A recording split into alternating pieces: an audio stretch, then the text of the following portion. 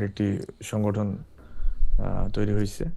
So সবার সাথে আমি মনে করি যে আমরা যেহেতু জুলাই আমরা একসাথে লড়ছি, ফলে সবার সাথে আমাদের যোগাযোগ আছে, সম্পর্ক আছে, ওই কমরেডশিপ আছে।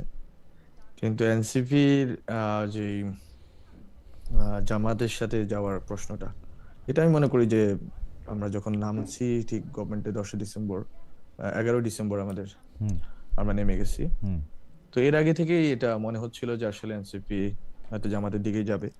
তখন থেকেই বা এনসিপি জামাতের দিকে যাওয়ার একটা সম্ভাবনা তৈরি হয়েছে, কারণ হচ্ছে বিএনপি সাথে আলোচনা তারা যতটুকু এগোতে চাইছে ওইটা ফলপ্রসূ হয় নাই। ফলে তাদের জন্য অপশন ছিল দুইটা, একটা হচ্ছে আমার সাজেশন ছিল, হুম ফর রেকর্ড আমার হুম সাজেশন ছিল যে অভ্যুত্থানের পক্ষে যতগুলো মানে বিকল্প রাজনৈতিক শক্তি আছে, Gono Odhikar, AB party, Aap Bangladesh, hmm if possible, hmm তারপর হচ্ছে আরো যারা আছে খণ্ডিত ভাবে বিভিন্ন অঞ্চলে কাজ করে, তাদের সবাইকে এনে একটা একটা কমন ভাবে একটা জায়গায় নিয়ে আসা। ওইটার জন্য আমি বারবার তাদের পরামর্শ দিছি এবং তাদেরকে বলার চেষ্টা করছি যে এটা যেহেতু বিএনপির সাথে যাওয়া হচ্ছে না, যা আমাদের সাথে যাওয়ার হচ্ছে এটা বেটার, যে একটা বিগ আমব্রেলা, জুলাই আমব্রেলা, ওটার নিচে সবাই আসবে এবং ওইটা একটা থার্ড অল্টারনেটিভ হিসাবে মানুষের সামনে থাকবে। তো ওইটা কার্যকর করা যায় নাই সার্বিকভাবে বিভিন্ন রকম জটিলতার কারণে। তিনটা ত্রিদলীয় জোট হয়েছে, সেটা পরে দেখা গেল যে এই জোটটা বিস্তৃত হওয়ার কথা ছিল। জোটটা থেকে যারা রাজনৈতিক দলগুলো করছেন তাদের মার্জারের কথা ছিল, তারা একটা মঞ্চে চলে আসবেন। সেই স্বপ্ন আমাদের ছিল যে শেষ কয়েকদিন, কিন্তু ওইটাও যখন ব্যর্থ হইলো এবং নুরুল হক নূর ভাইরা হুম আলোচনা যখন এই আলোচনাটা যখন ফলপ্রসূ না হলো, তখন ওনারা তো চলে গেলেন বিএনপির সাথে জোটে, তো ওনারা অংশীদার হইলেন এবং এখন তো বাস্তবতাটা এখন যেভাবে আছে ওই রকমই আছে। জনাব আলম, আমি তো ওইটা একটা বেটার অপশন ছিল, জনাব আলম ওই আপনার কথা অপশনটা। জনাব আলম, হুম। আমি আপনাদের কথা থেকে একটু যদি আপনি পরিষ্কার করেন যে আপনি আসলে 10 তারিখ আপনি ঠিকই বলছেন যে 10 ডিসেম্বর আপনারা ক্ষমতা থেকে সরলেন, মানে উপদেষ্টা পথে পদত্যাগ করলেন।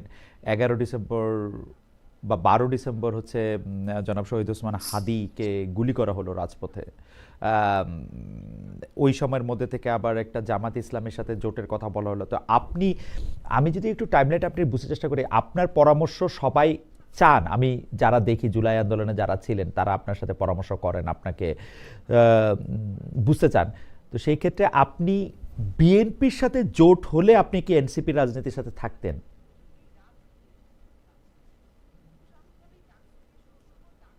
এটা আমার মনে হয় যে বিএনপির সাথে জোটের বিষয়ে আমার কাছে মনে হয়েছে যে মোর মানে বেটার দেন বিএনপি, জামাত, এনসিপি, ওকে, এনসিপি অ্যালায়েন্স। ওকে।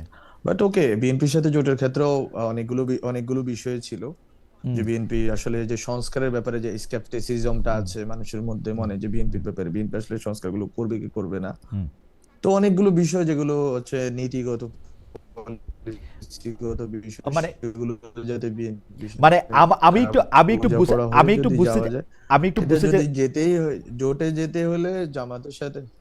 হ্যাঁ, আমি একটু এই জায়গাটাই আমি একটু বুঝতে যেতেছি যে আমি এই জায়গাটাতে একটু বুঝতে যেতেছি যে আপনার শুধু জামায়াতের সাথে যাওয়ার ব্যাপারেই যে রিজার্ভেশনটা, সেই রিজার্ভেশনটা কেন ছিল? মানে আপনি বিএনপির সাথে জোটের ব্যাপারে আমরা শুনেছি যে আপনার আপত্তি ছিল না। আপনি তো নিজের মুখে এখন বললেন যে আপনি এটাকে বেটার মনে করেন। আপনি মনে করছেন যে আপ বা গণপরিষদের সাথেও যদি আপনাদের একটা জোট হইতো, যে তৃতীয় জোট ছিল, শুধু জামায়াতের ব্যাপারে আপনার এই রিজার্ভেশন কেন জনাব মাহফুজ আলম? মানে এইটার কি কোনো ব্যাখ্যা আছে? এটা কি আপনার ব্যক্তিগত কোনো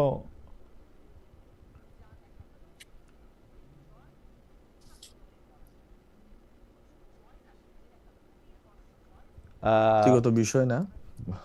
হ্যাঁ, শুনতে পাচ্ছেন আমাকে? জি, পাচ্ছি পাচ্ছি। আচ্ছা, তো এটা আসলে ব্যক্তিগত বিষয় না, জামাতের সাথে যাওয়ার বিষয়টা আসলে জামাতের সাথে যাওয়া এবং জামাতের সাথে আন্দোলন করা, এটা যদি আমি যদি ব্যক্তিগত বিরোধী হইতাম তাহলে আমি অভ্যুত্থানের সময় জামাতের সাথে ওই সময় যোগাযোগ ছিল না, ওই সময় শিবিরে যারা দায়িত্বে আছেন তাদের সাথে যোগাযোগ ছিল, তাদের সাথে কথা বলে আমরা কোঅর্ডিনেট করে অভ্যুত্থানের কাজটা করতাম না। ফলে এটা ব্যক্তিগত বিষয় নয়, বরং এটা হচ্ছে যে রাজনৈতিক যে বাস্তবতা বাংলাদেশে এখন প্রবেশ করছে, সেখানে হচ্ছে এনসিপি কে মানুষ দেখতে চায় একটা থার্ড অপশন আকারে, যে বিএনপি জামাত অথবা পুরাতন যারা রাজনৈতিক দল আছে এর বাইরে একটা অপশন থাকবে। এখন অপশন যদি থাকে, তাহলে জামাতের চেয়ে কেন BNP better option? BNP better option এই জন্য যে বিএনপি অনেক ক্ষেত্রেই বেটার অপশন না হওয়ার একটা কথা তো এনসিপির লোকরা বারবার বলার চেষ্টা করছে। কিন্তু একটা জিনিস হচ্ছে যে আদর্শিকভাবে জামাতের যেই এন্ট্রেন্সমেন্ট এবং যে ধরনের আহ, মানে এক ধরনের সুযোগ আছে যে মানে আদর্শিকভাবে ইনফিলট্রেট করার, সেই সুযোগ বিএনপির নেই। ফলে আপনি যেই অভ্যুত্থানের যে শক্তি, যে এনসিপি, ওইটাকে যদি আপনি দেখেন যে একটা জামাতের সাথে জোটটা বলার চেষ্টা করা হচ্ছে আদর্শিক জোট না, হুম, কিন্তু জামাতের সাথে জোটটা আদর্শিক না হইলেও জামাতের সাথে যখন এটা সার্বিকভাবে যখন আপনি দেখবেন, তখন দেখবেন যে জামাতের সাথে জোটটা আদর্শিক দিকে রূপান্তরিত হওয়া শুরু করবে। কারণ জামাতের ওই আদর্শিক শক্তিটা আছে। হুম, সেটা ভালো খারাপ সেটা তর্ক আমরা করতে পারি, সেটার ক্রিটিক আমরা হুম, করতে পারি, কিন্তু জামাতের ওই আদর্শিক শক্তি আছে যে তার সাথে যারা জোটে যাবে তাদেরকে আহ তাদের মধ্যে প্রবেশ করা, তাদের মধ্যে কাজ করা, তাদের এই যেই দাওয়াতি কাজ বলে, এর মাধ্যমে মানে এক ধরনের মানে এই নতুন যে তরুণ যে শক্তি আছে এই শক্তিকে প্রভাবিত করার মতো আদর্শিক শক্তি জামাতের আছে। হুম, ফলে এখানে জোটটা, বিএনপির সাথে জোটটা হচ্ছে জোট মানে অ্যালায়েন্স ফর কনভিনিয়েন্স। হুম। হ্যাঁ ঠিক আছে, আমরা আছি, আমরা যেহেতু এখন আলাদাভাবে দাঁড়াতে পারতেছি না, আমরা যাচ্ছি। হ্যাঁ, কিন্তু জামাতের সাথে জোটটা মোর যেটা দেখাও হবে সেটা হচ্ছে আদর্শিক ভাবে, ওকে। এবং যেটা মাঠে যাব সেটাও আদর্শিক ভাবে হবে। হুম। মানে এইটা নিজেদেরকে বিলোপ করে দেওয়ার এবং একটা, ওই মানে এনসিপি বিলুপ্ত হয়ে যাওয়ার, মানে জামাতের মধ্যে, জামাত যেহেতু ইনফিল্ট্রেশন শব্দটা আপনি ব্যবহার করতেছেন, তার মানে জামায়াতের ক্ষেত্রে জামায়াতের সঙ্গে গেলে আসলে এনসিপির আলাদা চরিত্র, আলাদা পরিচয় বজায় রাখা মুশকিল হবে বলে আপনি মনে করতেছেন বা মনে করছিলেন? হ্যাঁ এটা, হ্যাঁ এটা আমি মনে করছি এবং এখনো মনে করি যে জি। জামাতের এই শক্তি আছে। জামাতের আমি কোনো সমালোচনা করতেছি না, বরং জামাতের হুম। শক্তির আমি আহ, মানে শক্তির প্রতি সম্মান দেখাচ্ছি যে ওদের ওই আহ, শক্তিটা আছে, এবং ওরা জোট করার ক্ষেত্রে এখন তো সবাই বিএনপি জোটের কথা বলে, হুম, কিন্তু জোটের ইতিহাসটা হচ্ছে আইডিয়াল ইসলামিক ডেমোক্রেটিক লীগ, যেটা জামাত হুম, করছিল 1979 সালে হুম, হুম, শহীদ প্রেসিডেন্ট হুম, জিয়াউর রহমান সাহেবের আমলে। তো ওই ওই সময় আপনারা যদি দেখেন, ওই সময় থেকে শুরু করে জামাতের জোটের ইতিহাস হচ্ছে জামাত আদর্শিকভাবে অনুপ্রাণিত, প্রভাবিত, অনুপ্রবেশ সব অর্থেই হুম। জামাতের ওই শক্তি আছে। এবং এখন তো জামাত আরো হুম। বেশি শক্তিশালী, আরো বেশি কার্যকর প্রমাণিত হচ্ছে দিনকে দিন। ফলে আমি মনে করি যে এনসিপির যে এই যে বললেন যে তার মানে শব্দটা ক্যারেক্টার, তার একটা একটা ক্যারেক্টার, জি, একটা চরিত্র দাঁড়ানো, এটা জি। এটা বাধাগ্রস্ত হচ্ছে বা হবে। কিন্তু বিএনপি থেকে এনসিপি কে আলাদা যে কোনো দিনই মানুষ করতে পারবে বা করতে পারতো, তার মানে সেটা হচ্ছে সবচেয়ে গুরুত্বপূর্ণ। তার মানে প্রশ্নটা ন্যায়ের না, মানে জামায়াত ন্যায় করতেছে না বিএনপি ন্যায় করতেছে সেটা না। মানে প্রশ্নটা হচ্ছে পরিচয়ের সংকটের। আমরা কি এভাবে বলতে পারি যে ধরেন আপনি তো বিএনপি এবং জামায়াতের মধ্যে ন্যায় না ভিত্তিক, ন্যায়ের জায়গা থেকে বিএনপিকে আগায় রাখতেছেন না, আপনি আপনার পরিচয়টা যেখানে সবচেয়ে ভালো থাকবে সেইটার গুরুত্ব দিচ্ছেন। এটা কি মানে আপনি জেনে বুঝেই এটা করতেছেন? না, আমি পরিচয় শব্দটা ইউজ করবো না, আইডেন্টিটি না, এটা বলে হ্যাঁ। আমি বলছি ক্যারেক্টার, আচ্ছা, চরিত্রের জায়গাটা। আপনি আচ্ছা। রাজনৈতিক চরিত্র, বাংলাদেশের চরিত্র মানে কি, আপনি কি বাংলাদেশের নাম না বলে বলি, অন্য 5টা রাজনৈতিক দলকে চরিত্র আকারে চিনেন যে এরা ম্যাটার করে বাংলাদেশের রাজনীতিতে? হুম, হুম, ওদের কোনো স্পেসিফিক চরিত্র আছে না, হুম, কিন্তু এনসিপির একটা স্পষ্ট চরিত্র থাকার সম্ভাবনা তৈরি হয়েছিল। এনসিপির একটা মানে একটা ওই লেজিটিমেসি, যে লেজিটিমেসি এনসিপি এখন হারায় নাই যতই হুম, অভিযোগ থাকুক। হুম, কিন্তু এনসিপি বলতে জুলাইয়ের যে হুম, ফোর্স, হুম, ওরা হুম, হারায় নাই এখনো। হুম, 71 এর ক্ষেত্রে বলতে পারি, 90s এর ক্ষেত্রে বলতে পারি, কিন্তু ওরা তো একবারে তাজা একটা শক্তি। হুম, ফলে ওরা যে লেজিটিমেসি নিয়ে আসতেছে, একটা ক্যারেক্টার নিয়ে আসছে, একটা নতুন হুম। পলিটিক্যাল কথা বলছে, নতুন পলিটিক্যাল বন্দোবস্তের কথা বলছে, এগুলো সহকারে ওরা চাইলে এই ক্যারেক্টারটা ওরা ডেভেলপ করতে পারতো, যেটা জামাতের সাথে গেলে ওই ক্যারেক্টারটা কম্প্রোমাইজ হয়, নতুন বিএনপির সাথে গেলে পলিটিক্যাল এটা অতটা বন্দোবস্ত, যে শব্দগুলি আমরা আপনার কাছ থেকে পুরো শুনছি, বিএনপির সাথে গেলে এই বন্দোবস্ত আর পলিটিক্যাল বন্দোবস্ত দুইটা আরো বেশি করে হারায় যেত না? আপনারা পরিবারতন্ত্রের কথা বলছেন, আপনারা বলছেন যে একটা জায়গা থেকে গণতান্ত্রিকভাবে উত্থানের কথা, বিএনপির সাথে গেলে তো এটা আরো বেশি হারাইতো, ইজন্ট ইট? না। সেটা আমি তো বললাম, সেটা বিএনপির সাথে যাওয়া, জামাতের সাথে যাওয়া প্রশ্নটা তখনই আসে যখন আপনি আলাদাভাবে দাঁড়াইতে পারতেছেন না। হ্যাঁ। এটা তো ধরে নেওয়া নাই, গিভেন না। ওকে। বরং জুলাই পদযাত্রার পরে এনসিপির সম্ভাবনা ছিল 100-র উপরে আসনে হুম। তারা মানুষের সাপোর্ট পাওয়ার সেই সম্ভাবনা ছিল। হুম। মানুষ এক সময় তো মানুষ ভাবছে যে বিএনপি জামাতকে ছাত্ররা তো আবার ক্ষমতায় আসতেছে। হুম। সো ওই যে ওখান থেকে যে যে মানে একবারে গড়িয়ে গড়িয়ে আজকে এই পর্যন্ত আসা, সেই আমি তো বললাম এই পুরা যাত্রাটা এখানে বাধ্য হয়ে যখন আপনি বিএনপি জামাতে যাচ্ছেন, আমি বলছি ওখানে আপনি দেখবেন কি, আপনি দীর্ঘমেয়াদী যদি রাজনীতি করেন আপনি দেখবেন আপনার চরিত্রটা বজায় থাকতেছে কিনা, আপনি যে হুম। ভীষণের কথা বলতেছেন ওটা বজায় থাকতেছে কিনা। এবং ওখানে আপনি ধরেন না, আপনি বিএনপি যদি যেগুলোর জন্য আপনি বিএনপি সমালোচনা করেন সেইগুলোর জন্য আপনি বিএনপি সমালোচনা করতে পারবেন। জামাতের সমালোচনা আজকে বাংলাদেশে কি হচ্ছে? জামাতের কোনো স্পষ্ট সমালোচনা বাংলাদেশে কেউ করতে পারতেছে না। আমি হুম। কারো নাম না ধরেই বলি, হুম। সেটা সম্ভব হচ্ছে না, কারণ জামাত ইডিওলজিক্যালি যে কথাগুলো বলে সেই কথাগুলো আপনি বললেই ইসলামের টেরেনে আপনি ঢুকে পড়বেন। না, আবার না, ইসলামের এটার আরেকটা টেরেনে কারণ আছে, এই এটা সমালোচনা না করার আরেকটা কারণ আছে। জামায়াত তো কখনো ক্ষমতায় আসে নাই, জামায়াতরে তো আমরা কোনো কিছুর জন্য দায়ী করতে পারতেছি না। আওয়ামী লীগকে আমরা 15 বছরের জন্য দায়ী করতে পারতেছি সরাসরি, কারণ আমরা একদম নম্বর ধরে ধরে আমরা বলে দিতে পারবো আওয়ামী লীগ এটা করছে, এটা করছে, এটা করছে, এটা করছে, এটা করছে। বিএনপির ক্ষেত্রে এটা সম্ভব, যেহেতু বিএনপি রাষ্ট্র ক্ষমতায় ছিল। জামায়াত তো রাষ্ট্র ক্ষমতায় কখনো ছিল না, আপনি তো তার এত প্রবল সমালোচনা আপনি কিভাবে করবেন? করতে পারবেন না তো বিএনপির মতো করে বা। না, না, জামাতের প্রবল সমালোচনা করার কথা আমি বলছি না। হুম। জামাতের পলিসি ক্রিটিক আজকে পর্যন্ত কেউ করলো? জামাতের জামাতের ইকোনমিক পলিসিটা কি? হুম। এটা এটার পলিসির নামটা কি? এটা কি ইসলামিক ইকোনমিক্স? এটা কি মিক্সড ইকোনমি? হুম। নাকি এটা হচ্ছে একটা social Democrat economy? Welfare state বলা, হুম। সোশ্যাল ডেমোক্রেটিক ইকোনমি নিয়ে না বলা, এই যে দ্বৈততা, হুম। এই যে এক ধরনের মানে এক ধরনের অস্পষ্টতা, এটা নিয়ে কেউ আজ পর্যন্ত কথা বলছে? জামাতের কেন আপনি বলতে হবে জামাত ক্ষমতায় থাকলে ক্ষমতার বিরোধিতা করতে হবে? আমি প্রত্যেকটা দলের আদর্শ, হুম। পজিশন, পলিসি এগুলো নিয়ে কথা বলতে পারবেন না? আপনার কেন ব্যক্তি আক্রমণ করতে হবে যে এইরকম ওই রকম, না, এ দুর্নীতি করছে ও ব্যক্তি দুর্নীতি আক্রমণ করছে? করার কিন্তু কথা আমি বলতেছি না। আপনি যেটা জামাতের পলিসির সংকট বলতেছেন, সেটা জামায়াতের অবস্থানগত কিছুটা গ্রে এরিয়া আসে, কিন্তু জামায়াত কিন্তু কিছু ক্ষেত্রে স্পষ্ট তাদের কাজের ক্ষেত্রেও সেটা তার প্রমাণ দিছে। সেই প্রমাণটা হইল যে তারা আসলে খুব পারিবারিক উপায়ে তাদের দলের প্রধান নির্বাচন করতেছে না, এটা গণতান্ত্রিক উপায়ে নির্বাচন করতেছে। তারা কিন্তু দলের ভিতরে সেটা গণতন্ত্রটা আপনি শিওর? হ্যাঁ। সেটা আপনি শিওর না, আমি তো শফিকুর গণতন্ত্রের রহমানের ব্যাপারে সাথে শিওর গোলাম আপনি? আজমের সম্পর্ক আছে কিনা আমি তো দেখতে পাই না তো। না, মানে গণতন্ত্র যেই বললেন, পার্টি ইন্টার পার্টি ডেমোক্রেসি, এটা আপনি শিওর? আমার কাছে মনে হয় এটা কিছুটা পোপের মতো তারা এটা করে, মানে এইটাও এক ধরনের ডেমোক্রেসি, বাকিটা তো আর আমরা দেখতেই পাই না, আমি তো আর ভিতরে কাজ করি নাই। আপনি নিশ্চয়ই শিওর, আপনি নিশ্চয়ই বলবেন। তবে আমরা জামাত ইসলাম এবং অন্যান্য জিনিস নিয়ে আরও অনেক কথা বলবো, কিন্তু আপনাকে পেয়েছি, আপনাকে তো আমার অনেকগুলি প্রসঙ্গে কথা বলতে হবে, সেই জন্য আমি একটু আপনাকে একটু আগাই, জামাত ইসলামের পর থেকে একটু আগাই, কারণ অনেকগুলি বিষয় নিয়ে একটু কথা বলতে হবে।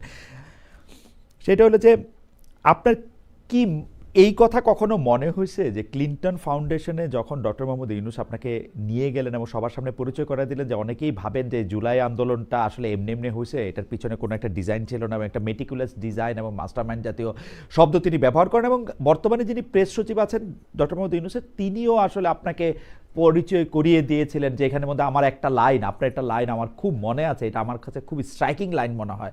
আর সেই লাইনটা হচ্ছে জুলাইয়ের পর পর আপনাকে যখন প্রশ্ন করা ছিল আপনি এখন কি করবেন, আপনি বলছিলেন যে আমি ঘুমাবো। তখন বাংলাদেশের মানুষ, আমরা যারা সাধারণ মানুষ আছি, তাদের কাছে কিন্তু আপনার অবস্থান এবং যারা জুলাইতে যারা আন্দোলন করেছে তাদের সবার অবস্থান হচ্ছে এক একজন জাতীয় বীরের। আপনার সঙ্গে আমার অনেকবার কথা হয়েছে, আপনি জানেন যে জাতীয় বীরের মর্যাদা মানে পাওয়া। তো সেই জায়গায় কি আপনার কাছে এটা মনে হয় যে আপনাকে যখন সিঙ্গেল আউট করা হলো, নাকি ডক্টর মোহাম্মদ ইউনূস যে আপনাকে মাস্টারমাইন্ড বললেন বা বললেন যে এটার মেটিকুলাস ডিজাইনটা ওর করা, এরকম একটা ধারণা যখন দিলেন, শফিক সাহেব যখন আপনার এরকম একটা ইন্টারভিউ নিলেন, মানে এইটা কি আপনার পলিটিক্যালি হেল্প করলো নাকি আপনাকে আরেকটু আইসোলেটেড করলো? কি মনে হয় আপনার, জানাব মাহফুজ আলম? আমার অনেক কথা তো আপনি বললেন, কিন্তু আমার যেটা আমি মনে হচ্ছে যে আমি আসলে আমার কাজটা করছি। আমি হুম। আসলে সিঙ্গেল আউট হইতেও চাই নাই, কেউ আমাকে করুক এটাও চাই নাই। অবশ্যই এটা আমার পলিটিক্যাল জার্নিকে অনেক ক্ষেত্রেই আমাকে বাধাগ্রস্ত করছে, কারণ হচ্ছে তখন মানুষ একটা কমন টার্গেট পেয়ে গেছে যে যার উপরে সব দোষ চাপাই দেওয়া যায়, যে হুম। নন্দ ঘোষ। হুম। ফলে নন্দ ঘোষটা আমি হয়ে গেলাম আর কি। সো এইটা তো আমার জন্য অনেক বড় একটা কঠিন জার্নি ছিল এবং এখনো আছে। কিন্তু স্যারের ক্ষেত্রে আমি যেটা বলবো, এটা বা মানে এটা ব্যাখ্যা করা হয়েছে। স্যারের পজিশন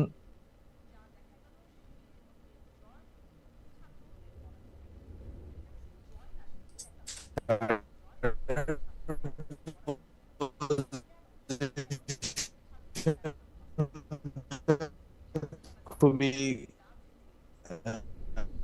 মানে আমি যদি মনে করি স্যার যেভাবে হচ্ছে পুরা দুনিয়াতে সফর করেন এবং যেভাবে তরুণদেরকে পরিচয় করাই দেন, এটা কোনোভাবে আমি জানতামও না। আমি ক্লিনটন প্রোগ্রামে আমি হবে প্রথমেই হচ্ছে ওই যে একজন ছেলে উঠে চলে গেল, সে তো একটা একটা জায়গাতে নিজে ডাক পাবো এটাও আমি জানতাম না। এবং আমি কথাগুলো বলতেছেন, পুরো বর্ণনাটা দিচ্ছেন, তখন এই কথাটা বললেন। এবং স্যার যেভাবে তার জীবদ্দশায় আপনারা জানেন, উনি তরুণদেরকে সামনে নিয়ে আসতে চান, উপস্থাপন করা করা হয়েছে যে okay he is the only one, এবং সেই একমাত্র সবকিছু করে ফেলছে। That was not me actually.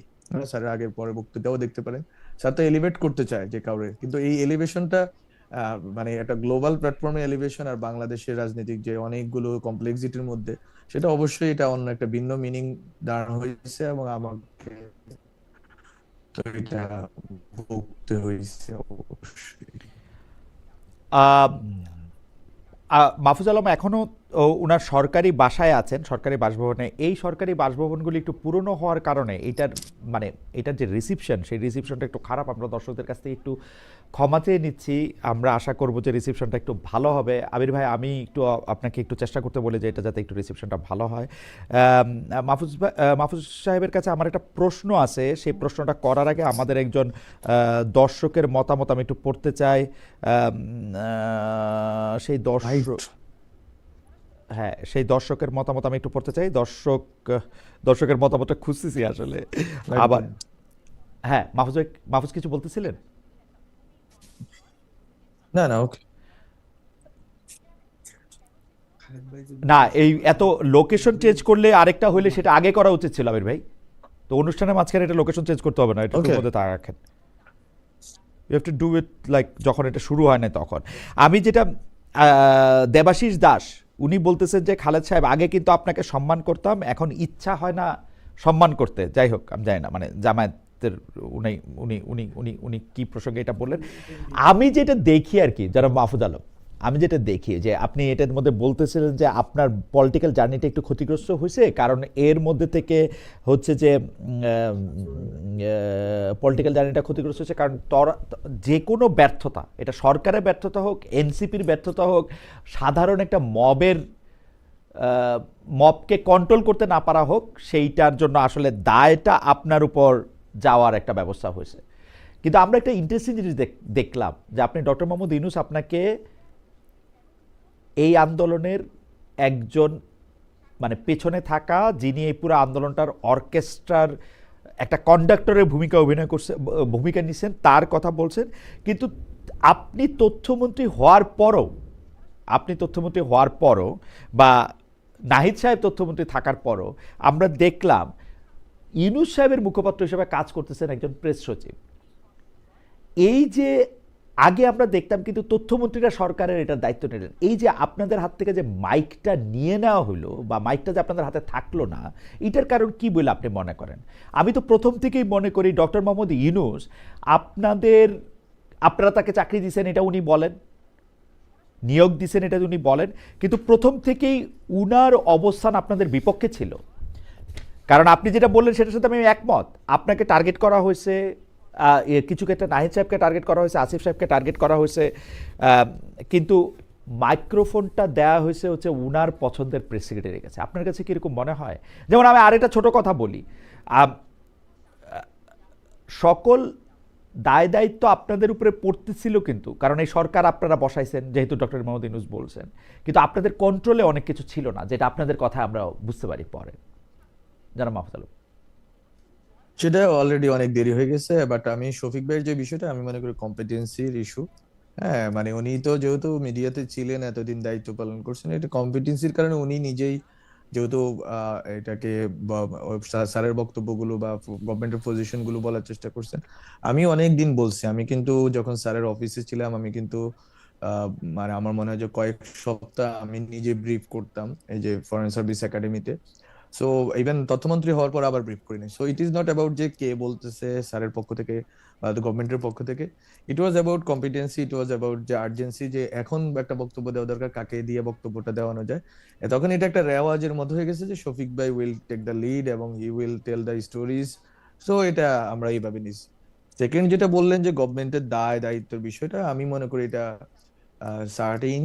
গভর্নমেন্টে আসলে ছাত্র উপদেষ্টাদের ব্যাপারে যেই পরিমাণ এক্সক্লুসিভলি ছাত্র উপদেষ্টাদেরকে ধরা হয়েছে এবং তাদেরকে সবকিছুর জন্য দায়ী করা হয়েছে, কিন্তু গভর্নমেন্টের অন্যান্য অ্যাডভাইজারদের বিষয়ে বা পুরা ইকোসিস্টেমটা কেমনে চলে সেই বিষয়ে মানুষ খুব খুব রিসেন্টলি বোঝা শুরু করছে যে আসলে এটা কেমনে চলছে গত 1.5 বছর।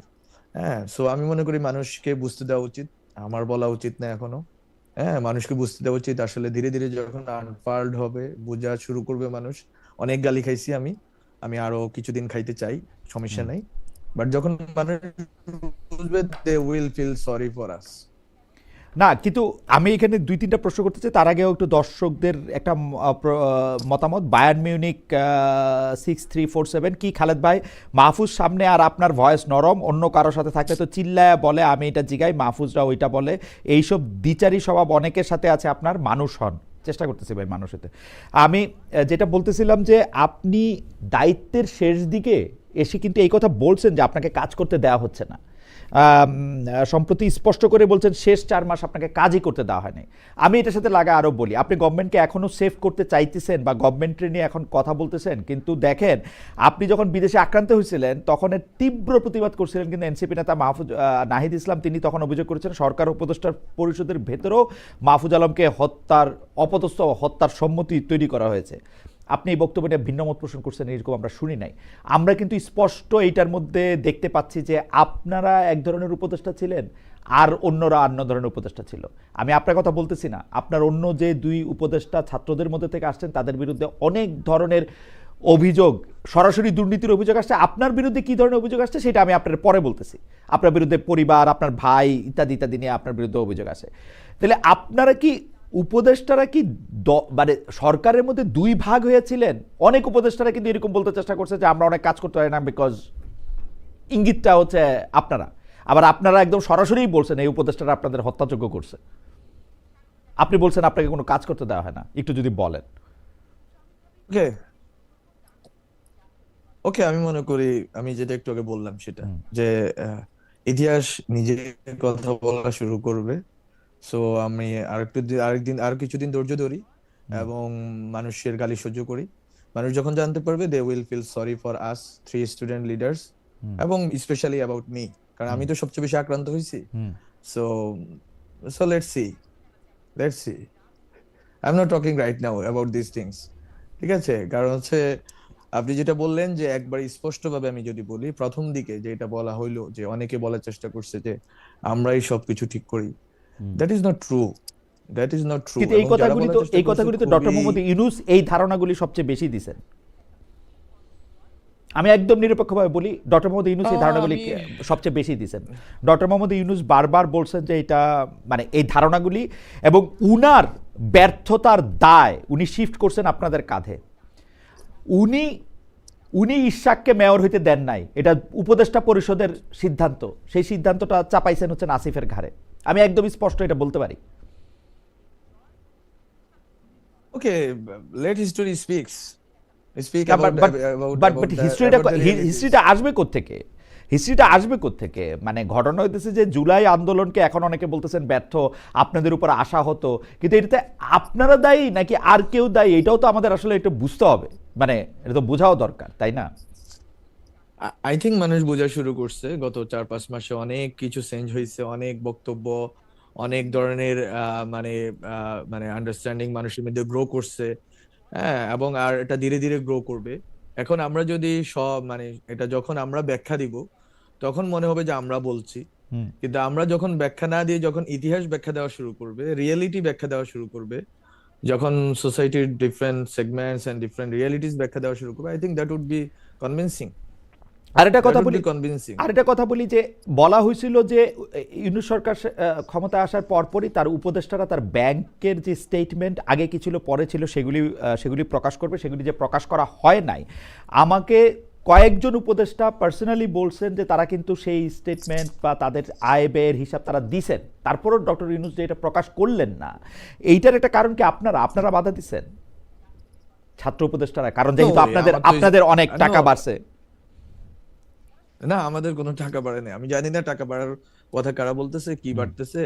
আমার বাড়ে নাই, অন্তত আমি ব্যক্তিগতভাবে বলতে পারি। আরেকটা হচ্ছে আমার স্টেটমেন্ট কিন্তু জমা দেওয়া আছে আমি গভর্নমেন্টে কিন্তু থাকাকালীনই। গভর্নমেন্ট এটা প্রকাশ করে দুই নাই, কারণটা কি তাহলে? কারা আর কারা এটা আটকাইলো? আমি আমি I don't know about this, but আমি ক্যাবিনেট ডিভিশন আমাদের জমা দেওয়ার কথা, আমার জমা দেওয়া আছে আরো। আই থিঙ্ক এটা জুলাই আগস্টের দিকে জমা দেওয়া আছে, if I am not wrong. But এটা জমা দেওয়া আছে এবং আমারটা তো ক্লিয়ারলি আমার আই হ্যাভ ডকুমেন্ট যে আমার কাছে কত টাকা আছে, and I can show it, but not for public, but for right, any inquiry. Right. কিন্তু কিন্তু এইটা জমা হচ্ছে না, এটাই হচ্ছে মানে মানে এটা প্রকাশ হচ্ছে না, এটা হচ্ছে পাবলিক। আপনার আপনার জানুয়ারির 13 তারিখের আলোচনার অনুষ্ঠানে আপনার বক্তব্য থেকে একটা কোট করি, যেখানে আপনি বলছেন অলিগার্করা যারা টাকা দিয়েছে তাদের আপনি গ্রেপ্তার করলেন না, তাদের বিচারের আওতায় আনলেন না, তারা এখনো ফান্ডিং করে যাচ্ছে এবং তারা ভুলের পর ভুল মিথ্যা অপপ্রচার করে যাচ্ছে, তাদের আপনি ধরবেন না। এটা তথ্য মন্ত্রণালয়ের কাজ না। আমি শেখ মুজিব হতে চাই না যে আমি পত্রিকা বন্ধ করে দিব, মিডিয়া বন্ধ করে দিব। বরং আমরা চেয়েছিলাম যে নতুন মিডিয়া দেব, নতুন মিডিয়া কি আমাদের দিতে দেওয়া হয়েছে? মাহফুজ, আমি যে জিনিসটা বিশ্ববিদ্যালয়ের মানে ব্রাদার টু ব্রাদার, আপনি যেহেতু আমার অনেক পরে আসছেন সেই জন্য আমি সাংবাদিকতার বাইরে গিয়ে আপনি কিন্তু অনেক কথা বলতেছেন মাহফুজ, মানে শুরু করতেছেন কিন্তু ভিতরের কথাগুলো আপনি বলতেছেন না। এটাকে আপনার যেমন এর চেয়ে বেশি আপনার কি করবেন? আপনি এর চেয়ে বেশি আর কি বলবেন? যারা টাকা দিতেছে তাদেরকে গ্রেফতার করতেছে না, ভুলের পর ভুল করতেছে, ফান্ডিং করে যাচ্ছে, নতুন মিডিয়া করতে দিতেছে না। সো আপনি মানে এই বার্তাটা আরেকটু পরিষ্কার করে দেওয়া উচিত কিনা আপনার কাছে কি মনে হয়? আমি কিন্তু স্পষ্ট তো বুঝতে পারতেছি বললাম আপনি তো কি আমি গভর্নমেন্ট বলতেছেন। থেকে, এটা কি সাধারণ লোকজনও বুঝতে পারতেছে এই কথা? আমি তো বললাম লেট হিস্টোরি স্পিক। আমি একটু বলি, সেটা হচ্ছে আমি হুম, আজ এই তৃতীয়বারের মতো কথা বলতেছি গভর্নমেন্ট থেকে নামার পরে। হুম, এই যে hmm, this is my third hmm, third time যে হুম, আমি কথা বলতেছি। Hmm, so you can sense আমি হচ্ছে ডিসেম্বরের 10 তারিখে নামছে, 11 তারিখে, হুম, হুম। এবং আজকে হচ্ছে জানুয়ারির 22 22 22 তারিখ। 22, হ্যাঁ। আমি মাত্র তিনটা পাবলিক স্টেটমেন্ট মেক করছি। এখন this is the third time I am making one. So another one. So basically আমি তো বললাম ইতিহাস, বাস্তবতা এবং মানুষের অনুসন্ধিৎসা সবকিছুই এটা নিয়ে আসবে সামনে। উম, আমি বরং মাহফুজের কথাগুলি একটু অস্পষ্ট শোনা যাচ্ছে। মাহফুজ যেগুলি বলতেছেন বা বলছেন, আমি মাহফুজে আবার কোট করি। মাহফুজ বলতেছেন আমাদেরও তো এই বাংলাদেশে থাকতে হবে। Mahfuz, correct me if I am রং। আমি মাহফুজকে কোট করতেছি, কোট, আমাকেও তো এই বাংলাদেশে থাকতে হবে, আমাকেও তো এইখানে এই এত শত্রু পরিবেষ্টিত এত কম্প্রোমাইজিং এলিমেন্টের সামনে কোনো সাহসী ভূমিকা রাখা কঠিন। আমি যতটুকু সাহস দেখাতে যাব ততটুকুই বলা হবে যে উনি ব্যর্থ। ব্যর্থ এজন্যই কারণ হচ্ছে এখানে যদি রাষ্ট্রের আরও অন্যান্য অঙ্গ আমাকে সাপোর্ট না দেয়, যদি দালালি করার অভিযোগে যাকে গ্রেপ্তার করা হচ্ছে সে যদি হাইকোর্টে দাঁড়িয়ে আবার দালালি করার সুযোগ পায়, এটা তো আমার দায় না। আমার মনে হয় যে আপনি এক একটা বক্তব্যে অনেকগুলি পক্ষের দিকে আসলে আপনি আঙ্গুল তুলছেন। এখন আপনি বলতেছেন যে হিস্ট্রি নিশ্চয়ই নির্ধারণ করে দিবে যে কার কোনটা কখন কিভাবে রোল ছিল। আমি আবারও আপনি যখন কাজে ছিলেন মানে উপদেষ্টা পদে ছিলেন সেই প্রসঙ্গে আরেকটা প্রসঙ্গে আসি, যে অন্তর্বর্তী সরকার গণমাধ্যম সংস্কার কমিশন করে বিশাল সুপারিশ গ্রহণ করলো, তার কিছুই বাস্তবায়ন করেনি। এটা গণমাধ্যম সংস্কার কমিশনের প্রধান কামাল আহমেদও বলছেন। তিনি সবশেষ বলছেন কমিশনের সুপারিশের পর যত সাংবাদিক লাঞ্ছনার শিকার হয়েছেন তার সম্পূর্ণ দায় সরকারের। তিনি আরও বলছেন গণমাধ্যমের উপর মবের ভয়, স্বাধীন সাংবাদিকতা এখনকার সংকট। এই যে গণমাধ্যম সংস্কার প্রস্তাব নিয়ে কোনো কাজ হলো না, এই সরকারের সময় মিডিয়া হাউসে মবের ভয় তৈরি হলো, এই সরকারের বেশিরভাগ সময়ের তথ্যমন্ত্রী হিসাবে থাকা আপনি এর কতটা দায় নেবেন বা আপনি এটা নিয়ে কি বলবেন? খুবই স্পষ্ট আমার হচ্ছে যে এটা হচ্ছে মিথ্যা তথ্য। আমি বারবার কারেকশনের জন্য বর্তমান যিনি সচিব আছেন, হুম, উপদেষ্টা আছেন, ওনাকে পাঠিয়েছি। মোট 12টা ফর পাবলিক স্টেটমেন্ট। হুম, এটাতে হিস্টোরির দিকে যাওয়ার দরকার নেই, এটা হুম, একবারে স্পেসিফিক ডকুমেন্ট আই হ্যাভ। হুম, সেটা হচ্ছে মোট 12টা আপনার আশু করণীয় সংস্কারগুলো তো হচ্ছে স্বল্পমেয়াদী, মধ্যমেয়াদী এবং দীর্ঘমেয়াদী, এই তিনটা ভাগে ভাগ করা হয়েছে। ক্যাবিনেট ডিভিশনকে দায়িত্ব দেওয়া হয়েছে, ক্যাবিনেট ডিভিশন এটা সমন্বয় করবে। হুম, সমন্বয়ের ক্ষেত্রে আমার মন্ত্রণালয়ে 12টা সংস্কার প্রস্তাবনা আছে আশু করণীয়। হুম, সেটা পছন্দ না হইতে পারে কারো যে হুম, এগুলো কি করা উচিত কিনা, বাট এটাই বাস্তবতা যে আমি এগুলোই করতে পারবো 6 মাসে। আমার হুম, সরকার হুম, 5 বছর থাকবে না, হুম, আমার সরকার 6 মাস, হুম, 7 মাসের সরকার। হুম, সো আমি যদি এগুলো করতে পারি 12টার মধ্যে আমি আমার জানা মতে আমার কাছে যে ডকুমেন্ট আছে ওই ডকুমেন্টে আমি 7টা সম্পন্ন করে দিয়ে আসছি। 7টা 12টার মধ্যে, হুম, মানে 12টা আমার করণীয় ছিল, এর মধ্যে 7টা করে দিয়ে আসছি। হুম। আর বাকিগুলোর জন্য সবগুলো পেপার প্রসেস আমি করে দিয়ে আসছি সবগুলোর জন্য, এবং আমি কিন্তু ধরে আপনি ধরে তো আপনি যদি নিজেই এখন আপনি তো নিজেই বলতেছেন যে 4 মাস আপনাকে কাজই করতে দেওয়া হয় নাই, কারণ কামাল আহমেদ সাহেবের না না আমি আমি একটু জি, আমি একটু বলি। জি, এই 4 মাস যে কাজ করতে দেওয়া হয় নাই, দেখেন সাংবাদিকতা সুরক্ষা আইন যেটার কথা তা কামাল হুম, ভাই বলার চেষ্টা করতেছেন। হুম, আমি আরেকটা মানে একটা বক্তব্য কারেক্ট করে দিই, সেটা হচ্ছে আমার আমলে, মানে হুম, আমি যে সময় ছিলাম February 28 হুম, টু December 11, হুম, এই সময়ের মধ্যে কোনো মিডিয়া হাউসে মব হয়েছে এটা আমাকে দেখান। Not a single one, hmm, if I am not wrong, hmm, not a single one. And the first one to call, not the advisors, if I'm not wrong, not the advisors, first one to call Mahfuz Anam, Matiur Rahman, and others, যারা হুম। আক্রান্ত হয়েছেন তাদের, that was me, the person who went to Daily Star thrice. আমি তখন আপনি তো 3বার গেছি daily তখন তো স্টারে ঢোকার। তখন তখন তো আর আপনি উপদেষ্টা আমি না, দায়িত্বে তখন আপনি না, দায়িত্বে ছিলেন না। আমি উপদেষ্টা না, but hmm, but again I feel hmm, আমার এই দায়িত্বটা আছে যে আমি যেহেতু সাবেক তথ্য উপদেষ্টা, একই সাথে আমরা জুলাই অভ্যুত্থানের পক্ষে, এবং এটা একটা স্যাবোটেজ হচ্ছে অভ্যুত্থানের বিরুদ্ধে। শহীদ ওসমান হাদির রাজনীতি, শহীদ ওসমান হাদির যেই শাহাদাত, এই জিনিসটাকে লঘু করার জন্য এই যে একটা অপচেষ্টা সবাই মিলে করলো, কারা করলো এগুলো বললাম, history, hmm, let history speak. But the thing is, আমরা গেলাম, আমি 2:30টায় গেলাম, ঢুকার চেষ্টা করলাম, চারপাশে এত মব, আমি ঢুকতে পারলাম না, গাড়ি নিয়ে আবার আসলাম, বাসায় এসে আবার বললাম যে ঠিক আছে হুম, এবার একটু বেশি পোলাপান নিয়ে চলো। তো গেলাম, নুরুল কবির ভাইয়ের সাথে কথা হইলো যে ভাই আমি আসতেছি, আপনি সমস্যা নেই আপনারা থাকেন, আমরা চেষ্টা করতেছি, কেন কারো প্রবলেম হবে না।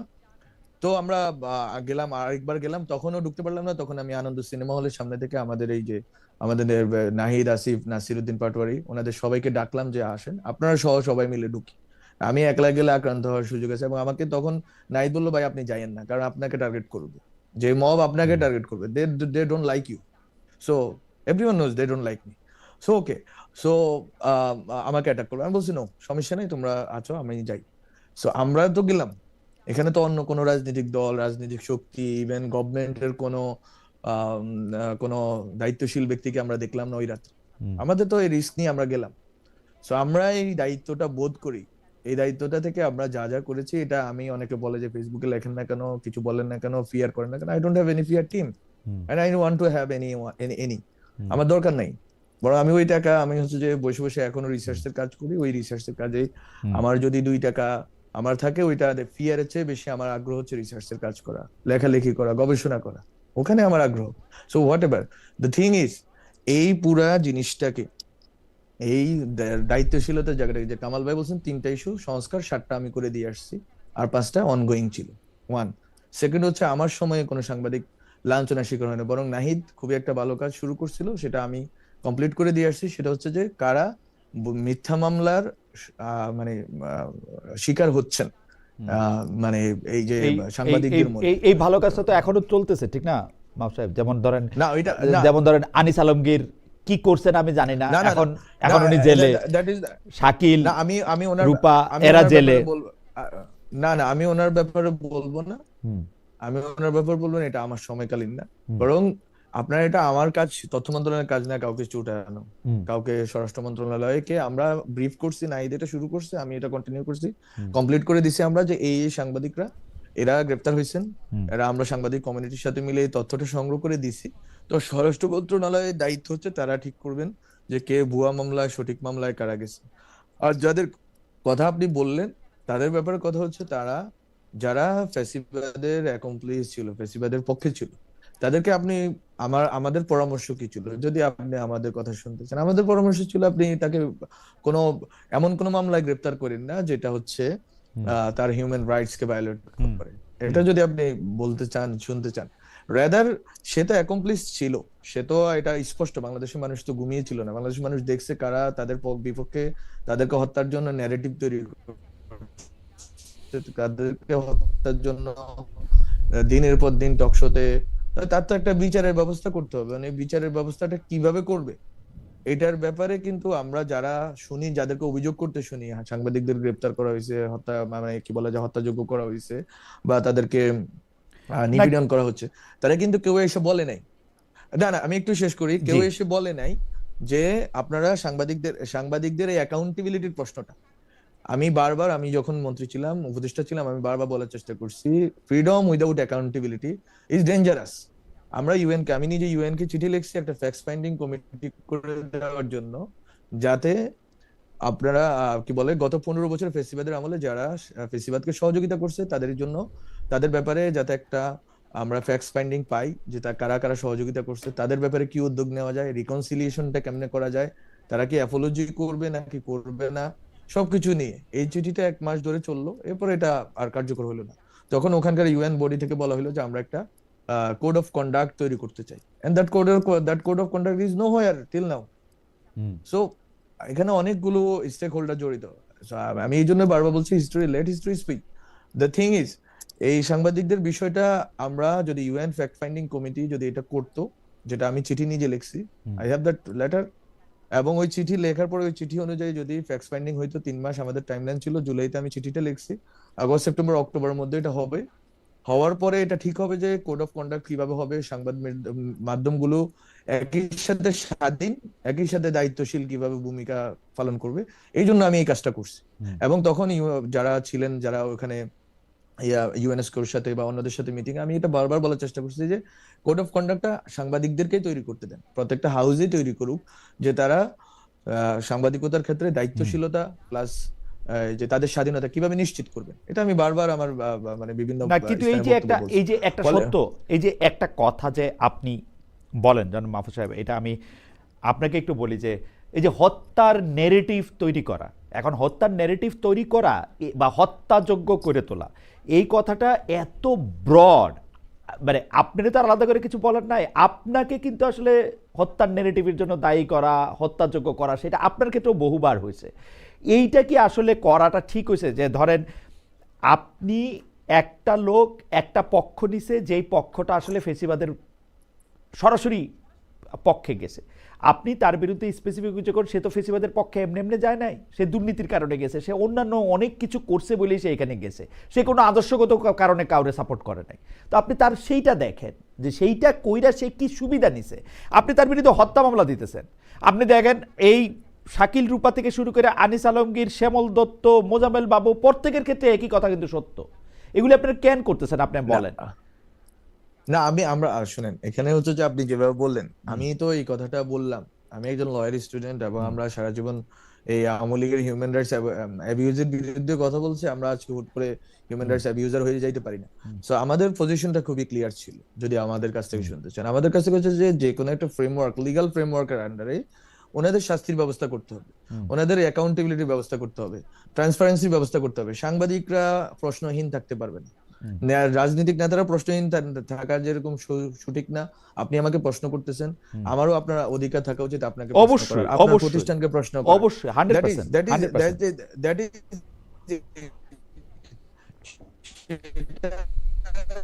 সেটা গত 1.5 বছরে সম্ভব হয় নাই, কেননা আমরা বারবার চেষ্টা করা সত্ত্বেও, ফলে আপনি একটা ফ্রেমওয়ার্ক ছাড়া, আর প্রশ্নটা যতটা না আইনের, হুম তার চেয়ে বেশি লেজিটিমেসির, লিগালিটির চেয়ে লেজিটিমেসির কোয়েশ্চেনটা, আপনি এই বাংলাদেশে একটা পুরা ইনস্টিটিউশন, সবগুলো ইনস্টিটিউশন, একটা তো না, সবগুলো ইনস্টিটিউশন সেজদা দিয়ে দিছে হাসিনার কি বলে পায়ে, হুম এই সবগুলো ইনস্টিটিউশনকে আপনি যদি বের করে আনতে চান, আপনাকে তো কোনো না কোনো লিগ্যাল ইনস্ট্রুমেন্টের মাধ্যমে এটা করতে হবে, কিন্তু লিগ্যাল ইনস্ট্রুমেন্টটা ভুল, এটা ধরেন আমরা ধরে নিয়ে যদি আগাই, তাহলে লেজিটিমেসির জায়গা থেকে এটা ভুল না, জনগণের সংকটের জায়গা থেকে, গ্রিভেন্সের জায়গা থেকে, এবং জনগণের যেই এক ধরনের হতাশার জায়গা থেকে, এটা আজকে পর্যন্ত মানুষ হতাশ, এবং এই হতাশাকে আপনি চ্যানেলিং করতে পারতেছেন, আমি জানি না পরবর্তী সরকার কিভাবে এটাকে ডিল করবে।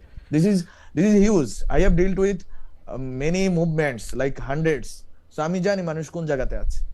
সো ও, বিষয়টা হচ্ছে খুবই সিরিয়াস। আপনি হ্যাঁ, খুবই আপ- সিরিয়াস। আপ- আপনি আপনি তো যদি মানুষ আপনি যদি ওই জায়গায় যান যে লিগেল এবং লেজিটিমেসি, সেইটার অবশ্যই একটা বড় ধরনের মানে বা আমরা আসলে জুরিসপ্রুডেন্স নিয়েও একটা বড় ধরনের কথা বলতে পারি, কিন্তু আজকের সময় এটা না। কিন্তু আমাদের কাছে মনে হয় যে আপনি যখন আইন নিজের হাতে তুলে নেন, যে এটার জায়গা আমি দেখেছি যে আপনি মনে করতেছেন যে এটা শাস্তি হওয়া দরকার, সেই জন্য তার বিরুদ্ধে একটা হত্যা মামলাও চলতে পারে, কারণ সে হত্যা যোগ্য করে তুলছে আরো অন্য 10টা লোকরে, বা না হত্যার না না মানে that- এই এই that- জায়গার এই জায়গাতে আপনি পৃথিবীর সব মানুষে আপনি এটাতে ফিট ইন করতে পারবেন, সব মানুষে ফিট ইন না করতে দ্যাট পারবেন। Is not that is not what I was talking about. আমি হুম, এটা আমি বলি নাই। আমার হুম, কথাটা আমি খুবই আবার এক হুম, লাইনে বলি। হুম। আমি হত্যা মামলা হরে ধরে হত্যা মামলার পক্ষে কখনোই ছিলাম না। এবং আমরা যখনই বলার সুযোগ হয়েছে বলছি যে একটা লিগ্যাল ফ্রেমওয়ার্ক লাগবে, তাদের শাস্তি হইতে হবে, দ্যাট ইজ সার্টেন। তাদের অ্যাকাউন্টেবিলিটি নিশ্চিত করতে হবে, তাদের ব্যাপারে দুইটা কিন্তু দুই তাদেরকে কথা অ্যাকাউন্টেবল বলতেছেন করতে হবে মাহফুজ সাহেব। আপনি বলতেছেন তাদের শাস্তি হইতে হবে, আপনি তো বিচারক না। আপনি তাদের অ্যাকাউন্টেবিলিটি নিশ্চিত করতে হবে, তাদের বিরুদ্ধে অভিযোগ গঠন হবে, সেটা কিন্তু অন্য কথা। আপনি কিন্তু ওই 2013 সালে শাহবাগের মতো কথা বলতেছেন, ফাঁসি চাই ফাঁসি চাই। আপনি শাস্তি নিশ্চিত না করতে না হবে, না এটা না আপনি না কেমনে বলবেন? আপনি তো ইউ আর নট, না আপনি তো জাজ না মাহফুজ। শোনেন খালেদ ভাই, আপনি আমি as per as I know you are in service. Hmm, so আপনি এই শাস্তি নিশ্চিত করা, শাস্তির দাবি করা আর শাস্তি দেওয়া হুম, দুইটা যে আলাদা জিনিস আপনি জানেন। রাইট, আমি যে কোনো মানুষেরই শাস্তি দাবি করতে পারি, এটার জন্য আমি শাহবাগের পক্ষের হয়ে ওঠে না। রাইট। শাহবাগ ফাঁসি চাইছি। সো দ্যাট ইজ টু মানে হুম, ডিফারেন্ট। আপনি হুট করে এখন বাংলাদেশে যেটা হয় আর কি, হুম, জেনারেলাইজেশনটা শাহবাগ শাপলা, হুট করে আমরা হুম, সবাই শাহবাগ শাপলার ভিতরে হুম, ঢুকে পড়ি। এটার ভিতর বাইরে থেকে বের হওয়ার জন্য তো চেষ্টা করলাম, কিন্তু পারলাম না। বিষয়টা হচ্ছে কি, বিষয়টা হচ্ছে শাস্তি চাওয়াটা কোনো অপরাধ না। শাস্তি আপনি চাইতেই ও, পারেন, কিন্তু শাস্তি দেওয়াটা, যদি আপনি অবৈধভাবে, অন্যায্যভাবে, আনজাস্টিফাইড ওয়েতে কাউকে শাস্তি দেন, তাহলে আপনি বলতে পারেন। এখন মাহফুজ আলম একজন একজনের শাস্তি চাচ্ছে, যদি বলি ধরলাম যে একটা উইদাউট এনি প্রুফ, এটা কি হুম। অপরাধ? না, আমি এটা কি মনে আপনি করি, আমি মনে করি যে শাস্তি চাওয়ার অধিকার আপনারও আছে, আমারও আছে। কারণ আমি আবার মনে করি, আমি মনে করি গত 15 বছরে শেখ হাসিনার ফেসিস্ট হয়ে ওঠার পিছনে যে শক্তিগুলি সবচেয়ে বেশি কাজ করছে, গণমাধ্যম তার মধ্যে অন্যতম। আমি মনে করি বিচারকরা হুম তার সাথে সাহায্য করেছে, গণমাধ্যম সাহায্য করেছে, বিশ্ববিদ্যালয় সাহায্য করেছে। আমি মনে করি যে এগুলি অন্যতম। কিন্তু আপনি যখন তার বিরুদ্ধে অভিযোগ গঠন করবেন, তার মধ্যে একটা মিথ্যা অভিযোগ গঠন করবেন কিনা, সেইটা হচ্ছে আমার কথা। কারণ তার বিরুদ্ধে না, হত্যার অভিযোগ, মিথ্যা অভিযোগের পক্ষে, স্পেসিফিক আমি না। স্পেসিফিক হত্যার মিথ্যা অভিযোগ অভিযোগের আনা প- হয়েছে সাংবাদিকদের না, বিরুদ্ধে। মিথ্যা অভিযোগের পক্ষে আমি না। 18 মাস ধরে আমি কারাগারে। যদি আমি স্পষ্টভাবে বলি, মিথ্যা অভিযোগের পক্ষে আমি না। হুম, ওকে। কিন্তু বরং আমি চাই কিন্তু যে আপনি পক্ষে থেকে হেল্প করতেছে না, কারণ তাদের ডক্টর মোহাম্মদ ইউনূস মিথ্যা অভিযোগের পক্ষে। ডক্টর মোহাম্মদ ইউনূস পক্ষে, তার আইন উপদেষ্টা আসিফ নজরুল পক্ষে, তারা পক্ষে। সেই জন্য তারা এটা থেকে সরাইতেছে না। আমি তাদের বারবার বলছি, তাদের জিজ্ঞেস করছি, তাদের জানতে চাইছি যে আপনি তাদের বিরুদ্ধে হত্যা মামলা দিতেছেন কেন? স্পেসিফিক অভিযোগ আছে তো তাদের বিরুদ্ধে। আপনি যাদের বিরুদ্ধে, না, প্রত্যেকের এই বিরুদ্ধে যে অভিযোগ আছে, কিন্তু কিন্তু দেওয়া হয়েছে হত্যা মামলা। এবং আ- ও বলে কি জানেন, ও বলে যে আমরা দেই নাই, দিছে অন্য কেউ। না, এখন এখানে হচ্ছে যে আমি তো বললাম, একটা অভ্যুত্থান পরবর্তী অবস্থায় আপনি যখন পুরো দেশটা ভেঙে পড়তেছে, প্রত্যেকটা প্রতিষ্ঠান ভেঙে পড়তেছে, তখন অনেকগুলো ব্যবস্থা নেওয়া হয়েছে। আপনি ধরেন না, আপনি আজকে একজন অপরাধীকে ধরবেন, এখন এটা তো হচ্ছে লিগাল। আপনি যতটা না গভর্নমেন্টকে দায়ী করতেছেন, তার চেয়ে আমি যদি বলি, এটা অ্যাবস্ট্রাক্ট শোনাবে, বাট দিস ইজ ট্রু, আমি লয়ার স্টুডেন্ট হিসেবে বলি, তার চেয়ে বেশি হচ্ছে আমাদের লিগাল প্রসিডিউরের প্রবলেম। আপনি প্রসিডিউরালি আপনি কখনোই মোজাম্মেল বাবুকে গ্রেফতার করতে পারবেন না, আজকে চাইলে এখন গ্রেফতার করতে পারবেন না। কিন্তু আপনি যদি হত্যা মামলা দিয়ে দেন, আপনি তাকে এখনই তুলে আনতে পারবেন। সো দিস ইজ হোয়াই এই যে কলোনিয়াল লিগাল সিস্টেম, এটার তো ক্রাইসিস এটা, যে আপনি একটা ফেয়ার লিগাল সিস্টেম আপনার নাই এখনো। এবং আমরা তো অনেকগুলো সংস্কার করছি, আসিফ স্যার চেষ্টা করছে, অনেকগুলো করার চেষ্টা হয়েছে, করা গেছে, কিন্তু এরপরেও তো একটা ফেয়ার লিগাল সিস্টেম নাই। আমি আজকে খালেদ মহিউদ্দিন, সে হাসিনাকে সাপোর্ট দিছে, এটা যদি আমি আজকে বলি, এবং এটা যদি আমি কালকে ঢাকা শহরে কেউ দাঁড়ায় বললো যে খালেদ মহিউদ্দিনের আমি ফাঁসি চাই বা শাস্তি চাই, সেটা ঠিক আছে, সেটার দাবির ব্যাপারে কথা বলতে পারে। কিন্তু যদি স্পষ্টভাবে যারা, এটা ছিল, আমি তো বললাম এটা পাবলিক গ্রিভেন্স, এই পাবলিক গ্রিভেন্সটাকে চ্যানেলাইজ করে লিগাল ফ্রেমওয়ার্কের অধীনে এটাকে আপনি যে বাস্তবায়ন করবেন এবং তাকে শাস্তির আওতায়, যে কোনো কারণে দুর্নীতি হোক, ট্রান্সপারেন্সি, আরো 10টা ইস্যুতে তাকে আনবেন, সেই সুযোগটা কি বাংলাদেশের লিগাল সিস্টেমে আছে? বরং এই সিস্টেমটা, আমি বললাম এটা অ্যাবস্ট্রাক্ট শোনাচ্ছে, but again this is the crisis of না, লিগ্যাল আমি সিস্টেম। আমি আপনাকে আপনি আমি আজকে আপনাকে কাউকে স্পষ্ট কেন বুঝতে গ্রেপ্তার পারতেছি এবং আমি আমি আপনার সাথে সম্পূর্ণ একমত। কিন্তু আমার দুঃখটা কি জানেন জনাব মাহফুজ? আমার দুঃখটা হচ্ছে গত 15 বছর ধরে আমরা শেখ হাসিনার এবসুলুট এই জায়গাটা, মানে উনার পলিটিক্যাল গ্রিভান্স, উনার এটা পছন্দ হইতেছে না, এটা করার জন্য উনি যেভাবে কলোনিয়াল লিগেল সিস্টেমের কথা বলে, যেভাবে তিনি লিগেল সিস্টেমের হাত মুচড়ে ধরে মানুষের মানবাধিকার ধ্বংস করছেন, এইটা ছোটদের বা ছোট করে তাই করা হইতেছে এই সরকারের আমলে। এটা হচ্ছে আমার আফসোস। আমি এই কথা আমি বলেই না যাব, না না এটা না এটা এই না না আফসোস আমার থাকবে। না না না that না আপনি এই কথা বলতে পারেন, আপনার হ্যাঁ। আফসোস, হতাশা, ক্ষোভ, ফ্রাস্ট্রেশন সবই থাকতে পারে, দ্যাট ইজ ভ্যালিড। হ্যাঁ, আপনি একজন সিটিজেন হিসেবে আরো ভালো ব্যবস্থা চাইছেন, এটা আমরাও চাইছি। দ্য পয়েন্ট ইজ, আপনি হাসিনার সাথে এখানে তুলনা করাটা খুবই অন্যায্য। হাসিনার মতো করে র্যান্ডম হয়তো একটা দুইটা জায়গায় হয়েছে, এবং আমি আমার জানা মতে কোনো আওয়ামী লীগের অ্যাক্টিভিস্টকে আজ পর্যন্ত গুম করা হয়নি। এক, আপনি হাসিনার যে এক্সট্রা জুডিশিয়াল কিলিং এর জায়গাতে ধরেন, আপনি বলেন যে মানে আওয়ামী লীগের কয়টা লোককে এক্সট্রা জুডিশিয়াল কিলিং এর শিকার হইতে হয়েছে। আপনি এই যে পয়েন্ট গুলো বলতেছেন, হাসিনার সাথে এটা কোনোভাবে তুলনীয় না। বরং আমি বলি যে এই সরকারের এই আগ্রহটা ছিল যে আপনি লিগাল সিস্টেমে একটা রূপান্তর ঘটাবেন। আমার সিআরপিসি তে চেঞ্জ আনা হয়েছে, হুম। পেনাল কোডে চেঞ্জ আনা হয়েছে, আপনার এই জুডিশিয়ারিকে আলাদাভাবে ইন্ডিপেন্ডেন্স দেওয়া হয়েছে। একটা আমি জানি না এটা কি ভালো কি খারাপ হয়েছে, বাট এগেইন আমরা যেহেতু প্রমিস ছিল এটা হয়েছে, আরো হয়তো সুন্দরভাবে সিস্টেম করে দেওয়া যায়, অথবা এটা সিস্টেমটা চলতে চলতে এটা নিজেরাই শুধরে নিবে, কিন্তু এটা করা হয়েছে। ফলে আমরা 1.5 বছরের মধ্যে, সরকারের পক্ষে আমি বলি, সরকারের ব্যাপারে আমার নিজের গ্রিভে অনেক কথা আছে, আমাদের নিজস্ব নিজেরই ক্রিটিক আছে, কিন্তু এই ক্ষেত্রে আমি মনে করি হাসিনার সাথে তুলনা দেওয়াটা অন্যায্য এবং একেবারেই অযৌক্তিক। কারণ হচ্ছে হাসিনা কখনোই চায় না যে লিগাল সিস্টেমটা শুধরাইতে। আমরা লিগাল সিস্টেমটা শুধরাইতে চাচ্ছি। আমি নিজে একজন মিনিস্টার থাকা অবস্থায়, আপনি বলেন আমার থাকা অবস্থায় 8 মাস 9 মাসে আমি কোন সাংবাদিককে কল দিয়েছি যে এই রিপোর্ট নামাই পেলো, আমি কাকে মানে হুমকি দিচ্ছি বা না, কাকে বলছি, আমি কোনো এজেন্সিকে না কাজে আপনাকে লাগাইছি। বরং এটা পুরো একটা কালচার ডেভেলপ করছে যে সাংবাদিকরা নিজেদের মতো করে, ইভেন আমার বিরুদ্ধে কয়েক ডজন রিপোর্ট তারা বের করছে, এবং আমি একবারও রিচ আউট করি না যে ভাই তোরা রিপোর্টটা নামা, বাট আই ডোন্ট কেয়ার। কারণ হচ্ছে যে এটা তো তার অধিকার যে সে আমাকে সমালোচনা করতে পারবে। হুম। আমি তো ওই উপদেশটা আমরা না, ছিলাম, নাহিদ ছিল।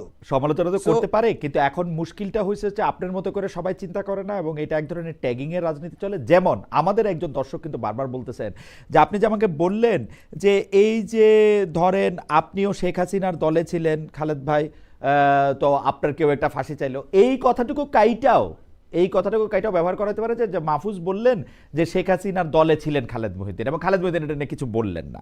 ভাই, আমি শেখ হাসিনার দলে ছিলাম কি না ছিলাম ওই সেটা নিয়ে, মানে এটা খুবই ইন্টারেস্টিং।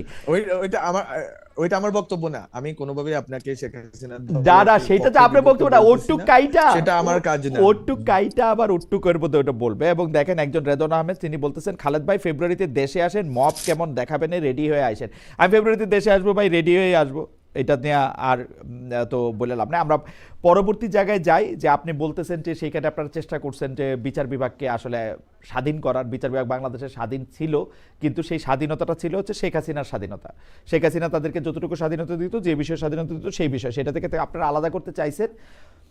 আমরা আপনার কথাই আমি ধার করে আমরা বলি, ইতিহাস অগ্রসর বিচার হয়েছি, ইতিহাস দেখা যাক। বিচার করবে, ইতিহাস বিচার করবে আপনারা কতটা চাইছেন। নিশ্চয়ই এটা আবার দেখাও হবে। আমি নানা ধরনের কথা শুনি, আপনি যেহেতু ল ডিপার্টমেন্টে পড়ছেন, আপনার বন্ধুরা তো কেউ বিচারক আছেন, কেউ আইনজীবী আছেন, তাদের কাছ থেকেও নিশ্চয়ই আপনি শোনেন। আমরা অন্য জায়গায় আসি। আপনি রাজনৈতিক আকাঙ্ক্ষা থেকে সরেন নাই আসলে। এখনকার বিএনপি জোট ও জামাত জোটের বাইরে নতুন রাজনীতির চেষ্টা করবেন, এই আহ্বান আপনি ফেসবুকে দিয়ে রাখছেন। এই 1.5 বছরে নিজেদের ভুল নিয়ে পর্যালোচনা করতেও আপনি রাজি, কিন্তু আপনার এই ফেসবুক পোস্টে মন্তব্য করেছেন আওয়ামী লীগ আমলের অবিচারের শিকার সরকারি আমলা মাহবুব কবির মিলন। তাকে কোট করি, তিনি জানতে চেয়েছেন কি করেছেন গত 1.5 বছরে, কি করতে চেয়েছিলেন পারেননি, কেন পারেননি, কাদের জন্য পারেননি, সেগুলোর তালিকা আগে দিন। আপনি মোটামুটিভাবে একই ধরনের কথা বলছেন, কিন্তু তালিকাটা কি আপনি দিবেন যে কাদের জন্য আসলে পারেন নাই? আপনি কি এটার 1 2 3 4 5 করবেন? না, আমি মনে করি না যে এখনো এই সময়টা আছে। যে আমি মনে করি যে এটা এইসব ক্ষেত্রে বিষয়গুলো যেহেতু মানে অনেক জটিল এবং অনেক লেয়ার্ড একটা জায়গাতে আছি আমরা। তো সেটা থাকুক, সেটা আমি তো বললাম যে ধীরে ধীরে ডাইভালজড হচ্ছে, ধীরে ধীরে এই কথাগুলো আলোচনা হচ্ছে, হোক না, আর হুম, সময় আসুক। কিন্তু উনি যেটা বললেন কি করেছেন, এটা হুম, আমার লিস্ট আমি দেওয়ার ক্ষেত্রে আগ্রহী না। আমি হুম, সবসময় লোকি একটা পার্সন ছিলাম। আমাকে ওই ঢাকা ট্রিবিউনের রিপোর্ট আমাকে নিয়ে আসছে সামনে। সো সে তরুণ ইন্টেলেকচুয়াল। সো আমি এখনো লোকি মানুষই, পলিটিক্স হুম, করতে চলে আসছি, পলিটিক্স এর ভিতরে ঢুকে পড়ছি। বাট আমি অলওয়েজ লোকি পার্সন ছিলাম, পড়াশোনা গবেষণার ভিতরেই ছিলাম। সো আমার ওই ফিয়ার নিয়ে আগ্রহ নেই যে আমি কি করছি এটা প্রচার নিয়ে আমার আগ্রহ। আমি কোনো প্রচার সিস্টেম আমার নাই। হুম, আমি থাকা অবস্থায় আমার আমি দেখতাম প্রত্যেকদিন 5-7টা পত্রিকা আমার বাসায় আসে। তো আমি দেখতাম যে আমার নিউজটা কোথায় চাপাইছে। তো আমি তো অন্তত মিডিয়ার সাথে অনেকদিন সম্পর্ক আছে আগে থেকেই। তো আমি দেখতাম কোন কলামে চাপাইছে, কোন পৃষ্ঠায় চাপাইছে। তো নাই, তথ্যমন্ত্রী কথা বলে পত্রিকাতে রিপোর্ট নেই। হুম, তো ওই যে যেটা হইতো আর কি, যে আগে তথ্যমন্ত্রীরা বা পিআরও কল দিয়ে বলে দিত স্যারের রিপোর্ট হুম, কিন্তু ফার্স্ট পেজে হুম, আসতে হবে, উপরের কলামে থাকতে হবে, ফার্স্ট কলামে থাকতে হবে। We didn't do that, and I don't have any interest in doing PR. Public relations যেভাবে করে, ফটোকার্ড বানায়, আহ, বিভিন্ন পেজ হুম, বানায়, হুম, ওই রকম আমার আগ্রহ নেই। কিন্তু আমি কাজ করছি কিনা এটা যেহেতু হুম। গভর্নমেন্ট যখন এই কাজগুলো জমা দিবে, সংস্কারের কাজগুলো জমা দিবে, এবং আ- আমি যে আ- কথাগুলো এখন আসলে আসলে পিয়ারও না মাহফুজ, আমি অনেকদিন ধরে সাংবাদিকতা আছি তো 29 বছর ধরে। আসলে ব্যাপারটা পিয়ারও না, কে কত ইন্টারেস্টিং কথা বলে। যেমন ধরেন আপনার থেকে লোয়ার পোর্টফোলিও হইলেও শফিক ভাইকে অনেক বেশি কোট করা, কারণ শফিক ভাই তর্কিত বিতর্কিত অনেক বিষয়ে কথা বলেন, সব বিষয়ে কথা বলেন, যে কোনো জায়গায় নিয়ে যে কোনো বিষয় নিয়ে তিনি কথা বলতে পারেন, উড়াই দিতে পারেন, শাক করতে পারেন, মিথ্যা বলতে পারেন, কিছু সময় মিথ্যা না বলতে পারেন, মিথ্যা বলতে পারেন। শফিক ভাই আবার একটু রাগ করবেন, শফিক আমি আপনাকে একটু বলি যে আপনি কিন্তু মিথ্যা বলেন আর কি, হ্যাঁ ঠিক আছে, এটা মনে রাখেন। তো মিথ্যা বলতে পারেন, তো এইগুলি হচ্ছে পত্রিকার জন্য মানে খুব ক্যাচি আইটেম। আপনি সেরকমভাবে আসলে কখনো এরকম বিতর্কের জন্ম দেন নাই, আপনার সেই জন্য একটা হইতে পারে। কিন্তু আপনি যেগুলি করছেন, ফেসবুকে পোস্ট দিয়েছেন, সেটা নিয়ে আমি আপনাদের বলি। ফেসবুকে আপনারা পোস্ট কখনো সরিয়ে নিয়েছেন, কখনো সম্পাদনা করেছেন, কখনো পোস্টের কার্যকারণ তুলে ধরে নতুন ধরনের পোস্ট দিয়েছেন। এর মধ্যে অখণ্ড বাংলার মানচিত্র, যা পরে আবার সরিয়ে নেন, কিন্তু এর প্রতিবাদ করেছে আবার ভারত সরকার, আপনি জানেন। আবার জামায়াত শিবির, তৌহিদি জনতার সমালোচনা করে আপনি পোস্ট দিয়েছেন, আবার এগুলি সম্পাদনা করেছেন। আবার তারা যখন আপনার পোস্টে কঠোর সমালোচনা নামে, তখন আপনি তাদের প্রতি বন্ধুত্বের হাত বাড়াতে চান, বলেন হুমকি নয় সতর্ক করতে চান। আপনি আপনার সম্পর্কে বলা হয় যে বিগত 1.5 বছরে আপনি রাজনৈতিক দিক দিয়ে একটা স্থিতির মধ্যে আসতে পারেন নাই। মানে আপনি একটু আপনি একটু তরল, একটু লিকুইড ফর্মে ছিলেন, একটু ভোলাটাইল ছিলেন, ও তরলের চেয়েও বেশি। মানে আপনি আসলে নিজের জায়গাটাই সবসময় খুঁজে বেড়াইছেন, ফেসবুকে পোস্ট দেওয়া সরাইছেন, যেটা বলতে চাইছেন সেইটা আবার পরে দেওয়া কারেকশন করছেন। আহ, এইটা কেন, মানে এইটার কারণটা কি, এইটা সম্পর্কে কি বলবেন জনাব হাফিজ? বরং আমি মনে করি যে আসলে ফেসবুকে যে অ্যাক্টিভিজম, এই অ্যাক্টিভিজমটা আসলে একটা একটা ব্যাকরণ মেনে চলে। হুম, ওই ব্যাকরণ আসলে আমি তো ফেসবুকে আমার আগে যারা আছে ফ্রেন্ডস আমার জানে, আমি ওই লেখালেখি করতাম মাঝে মধ্যে, কিছু ইন্টেলেকচুয়াল টকস বা কোনো বইয়ের এক্সার্পটস বা এরকম কিছু একটা। তো আমি পলিটিক্যাল এই যে মেসেজিং জিনিসটা, এটাতে তো এই ব্যাকরণ তো আমার নাই, জানা নাই। এটা একটা আমি মনে করি যে একটা জায়গা হয়েছে। আমার চেয়ে কঠোর কথা, আরো বিতর্কিত জিনিস বলে অনেকের ব্যাপারে এই অভিযোগ নাই, যেটা আমার 4-5টা স্ট্যাটাসের ব্যাপারে আছে। সো ইট ইজ অ্যাবাউট যে আপনি আসলে কিভাবে মেসেজিংটা করেন, পলিটিক্যাল মেসেজিংটা করেন। বাট যেটা বললেন স্থিরতা বা তরলতার বিষয়ে, সেটা আমি বলবো যে I was always consistent in my philosophy এবং ইডিওলজি। এটা আমার খুবই কনসিস্টেন্ট পাথ, সেটা অনেক বছর ধরেই।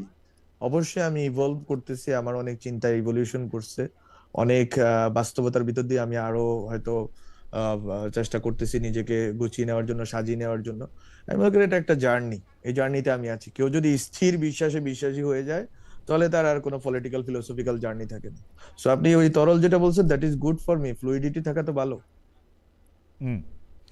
আপনি আপনার রাজনৈতিক পরিবার, আপনার বাবা উম, ইউনিয়ন পর্যায়ে বিএনপির নেতা, আপনার ভাই এনসিপির কেন্দ্রীয় নেতা, তিনি 10 দলীয় জোটের প্রার্থী হিসেবে নির্বাচন করছেন আপনার পৈতৃক জেলা থেকে। হলফনামা অনুযায়ী তিনি নির্বাচন করার জন্য আর্থিক দিক দিয়ে যথেষ্ট সামর্থ্যবান। আপনাদের পরিবারে ব্যক্তি স্বাধীনতার মাত্রা বেশি চর্চিত হয়, যে 3 জনের রাজনৈতিক মতাদর্শ আমরা আলাদা দেখছি। আহ, প্রথম প্রশ্নটা একটু করে নেই যে আপনার ভাইয়ের ব্যাপারে বা আপনার ভাইয়ের আহ, দুর্নীতির ব্যাপারে কিছু প্রশ্ন কিছু মানুষজন তোলেন। আমি স্পষ্ট বলি, এনসিপি থেকে বেরিয়ে আসছেন একজন নেতা, উনার নাম মুনতাসির, মুনতাসির সামথিং, উনি একদম স্পষ্ট বলছেন যে নোয়াখালীর রাজনীতিটা বা মানে লক্ষ্মীপুরের রাজনীতিটা, নোয়াখালী জোনেরই লক্ষ্মীপুরের বেশি করে রাজনীতিটা আপনার ভাই নিয়ন্ত্রণ করেন এবং আপনি সেটাতে সবচেয়ে বেশি এটাকে আমি হস্তক্ষেপ করব নাকি আপনি কি মানে আপনি আপনি এটাকে প্রশ্রয় দেন, ওরকমও যদি বলি। আমি এই বিষয়ে কোনো কমেন্ট করতে চাই না, শুধুমাত্র একটা যেটা ফ্যামিলির বিষয়ে বলছেন, হুম, ফ্যামিলি হচ্ছে যে মানে ব্যক্তি স্বাধীনতা, এটা সত্য, ব্যক্তি স্বাধীনতা অনেক বেশি চর্চা হয়। হুম, আমি যা চাইছি আমি আসলে তাই করতে পারছি গত 5-7 বছরে। আমাদের যে লোয়ার মিডল ক্লাস ব্যাকগ্রাউন্ড, সেটা হচ্ছে আমার উচিত ছিল চাকরি করা, আমার ভাইয়ের উচিত ছিল চাকরি করা, হুম, কিন্তু ও করছে পলিটিক্স, ও ছাত্রদল করতো। যখন ক্যাম্পাসে ছাত্রদল করা লোক ছিল ওর হাতে গোনা কয়েকটা ছেলে, তো ওই সময় সে ছাত্রদল করতে পালায় থাকতো, হল থেকে চলে গেছে। আবার আমি তখন ওই যে এই নাহিদ আসিফ বা হুম, যারা আছে তাদের সাথে মিলে ইন্টেলেকচুয়াল কালচারাল কাজ বাজ করছি, চাকরি বাকরি খুঁজি নাই, মাস্টার্স 3বার গ্যাপ হুম, দিছি। সো আমরা অনেক বেশি ব্যক্তি স্বাধীন, হুম, অবশ্যই ব্যক্তি স্বাধীন। আমার বাবা কোনোদিন বলে নাই তোরা কি করতেছিস, হুম, বরং উনি হিটুকে দিয়ে ইজিলি যে ওরা ওদের হয়তো পছন্দ যে ওরা এইভাবে করতে চায়, সো ওরা হয়তো এই লড়াইটা করতে চায়, এবং হি ওয়াজ সাপোর্টিভ শেষ। আমরাও আমার বাপের ব্যাপারে সাপোর্টিভ, এই যে উনি হুম, উনি 25 বছর ধরে বিএনপি করেন, এবং উনি 25 বছর ধরে বিএনপি যখন রাজনীতি করেন ওনার ব্যবসা ধ্বংস হয়েছে। হুম, আমাদের ফ্যামিলিটা যথেষ্ট পরিমাণ হুম, সাফারিংস এর ভিতর দিয়ে গেছে। 22শে জুলাইয়ে স্পষ্ট ভাবে, 22শে জুলাইয়ে এই গত 24শে জুলাই তাকে 12 জন ডিবি এনে এসে তুলে নিয়ে গেছে। পরে এলাকার যেটা হয়, এলাকার রাজনীতির কারণে এটা ছেড়ে দিছে ওনাকে, রাত্রে উনি অসুস্থ হয়ে পড়ছেন, এই জন্য ছেড়ে দিছে তারা 22শে জুলাই 24। সো আমাদের ফ্যামিলি পুরাটাই তার জার্নি। এখন আমি বলতে পারি না আমার বাবাকে যে আপনি 22-25 বছর বিএনপি রাজনীতি করছেন, হুম, আমরা যেহেতু এনসিপি করি বা আমরা যেহেতু এনসিপি বা জুলাইয়ের পক্ষে রাজনীতি করি, আপনি এটা ছেড়ে দেন। আমার এটা বলার অধিকার আমি রাখি না, কারণ আমার বাবা কখনো হস্তক্ষেপ করে না যে হুম, তোমরা এই রাজনীতি করতে পারবে না, তুমি মাস্টার্সটা দ্রুত শেষ কইরা তুমি বিদেশ যাও, একাডেমিক হুম। পিএইচডি করো, গবেষণা করো, ভালো চাকরি নাও। মানে উনি আমাদেরকে যে লিবার্টিটা দিচ্ছেন যে ঠিক আছে, তোমরা তো দেশের জন্য কাজ করতেছো, তোমার দেশের জন্য তুমি কাজ করো। আমি আপনারা মনে তো করি আমার বাবার এই অধিকার রাইট, থাকা আপনারা উচিত তো যে সে স্বাধীনভাবে স্বাধীনভাবে আপনি একরকম আমরা যেটা সেই সময় সেটাকে বলতাম যে একরকমের স্টাডি সার্কেল বা গ্রুপ স্টাডি করে অনেক মানুষকে আপনি বুঝাইতে চেষ্টা করলেন, পারলেনও, আপনি আপনার মতো করে করতেছেন, আপনার ভাইও তো তাই তার মতো করে রাজনীতি করতেছে। কিন্তু দেখা যাচ্ছে যে আপনার ভাই কিছু সম্পদের মালিক হয়েছে, আমাদের দর্শকরা যেটা বলছে, এটা নিয়ে কি আপনি কিছু বলবেন উনার নির্বাচনী হলফনামায়, বা উনি তো উনার পেশাটা কি এটা আসলে, উনি চাকরিটা হ্যাঁ হ্যাঁ এইটা এটা এটা নিয়ে যদি আপনি একটু বলেন যে উনি না, কোত্থেকে এটা পাইলেন। এটা ওই কারো কোন একজন ব্যক্তির নাম বলছেন, ওনার অভিযোগের ব্যাপারে কথা বলতে চাই না। আচ্ছা, উনার সেটা অভিযোগ বাদ দেন, আমাদের দর্শকের আহ, কথা যারা বলতেছে তাদের কথা। বিষয়, হ্যাঁ হ্যাঁ, না না, সেটা হচ্ছে আমি একটা কথা বলি যে ওনার অভিযোগও এটার ভিতরে চলে আসবে। উনি হচ্ছে যে খুবই ঘনিষ্ঠ লোক ছিলেন, যেটা হয় যে ঘনিষ্ঠ লোক প্রায় বিরোধিতা করে, কারণ তারা কিছু পায় না, কিছু পাইছে। এটা হচ্ছে এক ধরনের হতাশা, ক্ষোভ থেকে বলা। তো উনি আমাদের বাসায় অনেকবার আসছেন, কথা বলছেন, সম্পর্ক খুবই ভালো ছিল, জিনা জানার কথা বললেন। তো এই জন্য আমরা এই কথাগুলো বলতে চাই না। আজকে ক্ষোভ আছে, কালকে দেখবেন আবার গলায় মিলে গেছে। এরকমই হয় আর কি মানুষের মানে হুম, মানে ইতিহাস, মানুষের ইতিহাস এটাই। বাট যেটা ফ্যাকচুয়াল যে কথাটা, সেটা হচ্ছে সে তো অস্ট্রেলিয়াতে গেছে 2023 সালে, যখন দেখা গেল যে 23 সালে না 22 সালে, হয়তো 22 সালে, হ্যাঁ, 24 সালের আগে। তো ও তো 1-1.5 বছরের কাছাকাছি সময় অস্ট্রেলিয়াতে ছিল, ওখানে অবশ্যই তাকে টাকা কামাইতে হয়েছে, চাকরি বাকরি করতে হয়েছে, যেটা হচ্ছে অড জবই বলেন, যেটাই হোক করতে হয়েছে, বা ভালো জব, সেটা সে জানে। বাট সে টাকা কামাইছে, ওখানে টাকা পয়সা দু উপার্জন করছে। সালে গেছিলেন সে উনি, তাই দেশে না? আসছে, 2022 সালে। হ্যাঁ 22 সালে গেছেন উনি, 24 সালের না না 23 সালে গেছেন, 23 সালের অক্টোবর বা সেপ্টেম্বরে গেছেন। 23 সালে অক্টোবর। 24 সালের নভেম্বরে, হ্যাঁ 24 সালের নভেম্বরে, নিয়ারলি 1 ইয়ার অর মোর উনি অস্ট্রেলিয়াতে ছিলেন। অস্ট্রেলিয়াতে যারা বেসিক স্যালারির খোঁজ রাখেন তারা জানেন যে ওরা আমি কত আপনাকে টাকা আমি কামাইতে আপনাকে পারে। আমি আপনার তো না না, আমি এগুলি, একটু জি শেষ করেন, শেষ করেন, আমি আপনাকে একটা ধারণা দিতে পারি আর কি। আমি জি। হ্যাঁ। সো ও হচ্ছে যে এটা তো হচ্ছে আপনার, ও হলফনামায় দেখাইছে হচ্ছে এখানে এসে আমরা, আমাদের ফ্যামিলি বিজনেস আছে গত প্রায় 35 বছর ধরে। এটা আমার বাবার সারের ডিলারশিপ আছে, সিমেন্টের ডিলারশিপ আছে, রড সিমেন্ট থেকে শুরু করে তার অনেক ধরনের ব্যবসা, মুদি দোকান ছিল অনেক দিন ধরে, প্রায় 40 বছর ধরে মুদি দোকান বা ব্যবসা ছিল গ্রামে। হ্যাঁ, রামগঞ্জ শহরে। সো আমাদের ওই তাকে অস্ট্রেলিয়াতে পাঠাইতে যেই টাকা লাগছে, যেই টাকার কথা আজকে বলা হচ্ছে, সেই টাকা তো 5 ভাগের 1 ভাগ তো অস্ট্রেলিয়া পাঠাইতেই লাগছে, হুম ঠিক না? হুম যে 20-25 লাখ টাকা তো লাগে একটা একটা ছেলেকে হুম পাঠাইতে, ও হুম তার স্কলারশিপে যায়নি। হুম সো ওই টাকা যেহেতু আমার বাবা খরচ করতে পারছেন 2023 সালে, হুম তো ওই টাকাটা আমাদের ফ্যামিলিতে আছে, বিজনেসে, আপনি জানেন বিজনেস হুম ফ্যামিলি, আমি জানি না বিজনেস ফ্যামিলিতে যারা আছে, so it is about this. আমি কোনোভাবে সাফাই গাচ্ছি না, বরং আমার হুম কথা হচ্ছে তার ব্যাপারে যেটা বলা হচ্ছে, সে বিজনেস করছে আইসা এখানে, মানে এই যে কি বলে, গত বছর যখন ঢাকায় আসলো, এবং সে বিজনেস 2-3টা বিজনেস তার আছে, আমার ফ্যামিলির বিজনেসও এখনো আছে। হুম আমার ফ্যামিলি বিজনেসের ভলিউমও তাই, সে যে টাকা দেখাইছে ওইটার অর্ধেকের কাছাকাছি হবে অন্তত। তো সুতরাং এই টাকা খুবই মানে ইউজুয়াল আমাদের জন্য। হুম হ্যাঁ, অবশ্যই আমাদের ফ্যামিলির অনেক সংকট আছে, অনেক সংকটের ভিতরে বিএনপি যেহেতু করতেন, উনি উনি অনেক সংকটের ভিতরে পড়ছেন। ব্যবসা করতে পারেন না, রামগঞ্জ শহরে উনি উঠতে পারেন নাই। রামগঞ্জ শহরে বিজনেস করতে তাকে বাধা দেওয়া হয়েছে বারবার আওয়ামী লীগ কর্তৃক। উনি একবার গ্রামে বিজনেসটাকে নিয়ে আসতে হয়েছে। So the history of my family, আমার ফ্যামিলি বিজনেসেই ছিল। এখন এটা অভিযোগ করাটা স্বাভাবিক।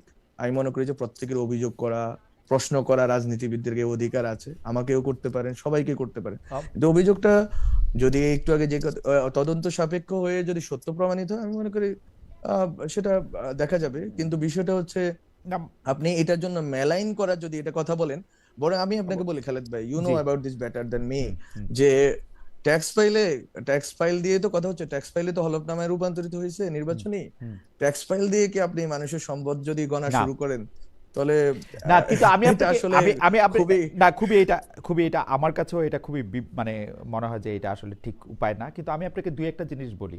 অস্ট্রেলিয়ায় 2023 সালের অক্টোবরে পড়তে গিয়ে 2024 সালে যদি উনি ফিরে আসেন, তিনি অস্ট্রেলিয়া থেকে কোনো টাকা নিয়ে আসতে পারেন না আসলে। তো অস্ট্রেলিয়াতে তার টাকা খরচ বা টাকা আয় যেরকম হবে বা যেরকম কাজ করে সেটার মধ্যে একদম একদম মিনিমাম হওয়ার কথা, মানে মিনিমাম মানে শূন্য। উনি শুধু নিজের খরচে হয়তো ইয়া করতে পারছেন, সুতরাং অস্ট্রেলিয়া থেকে তার টাকার কথা না। আপনি বাবার ব্যবসার কথা বলেছেন, পরিবারের ব্যবসার কথা বলেছেন, সেটি আসলে যাদের পরীক্ষা করতে হয় তারাও এটা পরীক্ষা করতে পারে। কিন্তু আমি একটা সরাসরি প্রশ্ন করতে চাই, যেন মাহফুজ আলম আপনি একটু আমাদেরকে বলেন যে আপনি যেহেতু মন্ত্রী পদমর্যাদার একজন মানে দায়িত্বে ছিলেন, মানে উপদেষ্টা ছিলেন মন্ত্রী পদমর্যাদায়, সেই ক্ষেত্রে কি আপনি কোনো টেন্ডার পাওয়ায় দেওয়ার ব্যাপারে, কোনো ব্যবসা পাওয়ায় দেওয়ার ব্যাপারে, কোনো ইজি মানি পাওয়ায় দেওয়ার ব্যাপারে আপনার ভাইকে মানে সাহায্য করেছেন, সুপারিশ করেছেন?